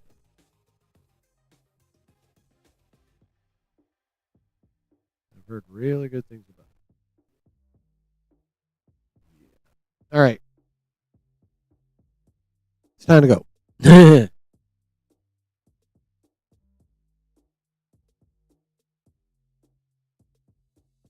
Oh, okay.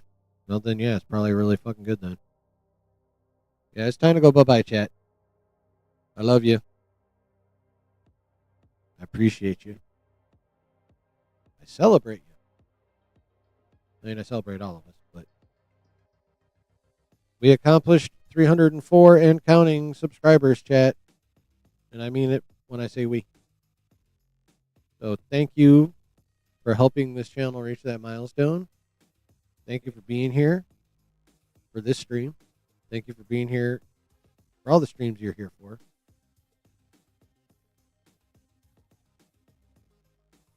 Because let's face it, you could be doing a whole lot of other shit, but you're here. So you guys are amazing, and I appreciate you, and I love you, and I thank you. So have a good rest of your weekend. Have a good fucking Memorial Day, y'all. Happy Memorial Day in advance. Make sure you take a minute or so on Monday, even though it's a day for family and getting together and barbecuing or whatever. Um, but take a minute and think about exactly what Monday's about, which is remembering and honoring those who paid the ultimate price for us to be able to fuck around on YouTube, whether we're creating or consuming content. We have the freedom to be YouTube weirdos because of the people who gave their lives. And that's what Monday's for. So, it's a holiday.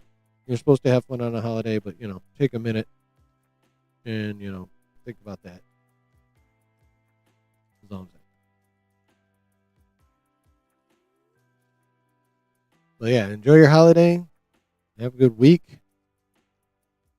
And again, it looks like we're going to plow through, assuming Mrs. Chillin is cool with it, we're going to plow through Spider Noir on Wednesday, Thursday, and Friday next week.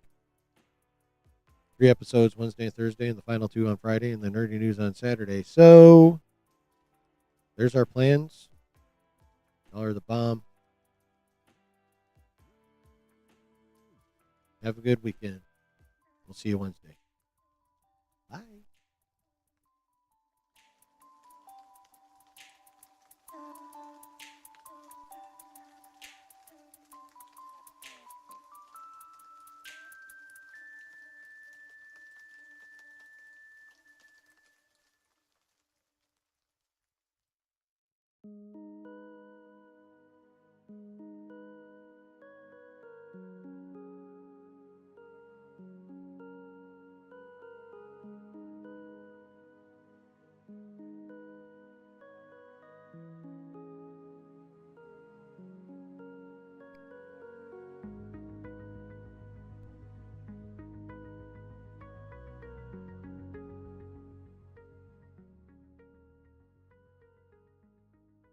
Well, chat. Here we are again at the tail end of another fun stream. At least I hope you thought it was fun. I have fun.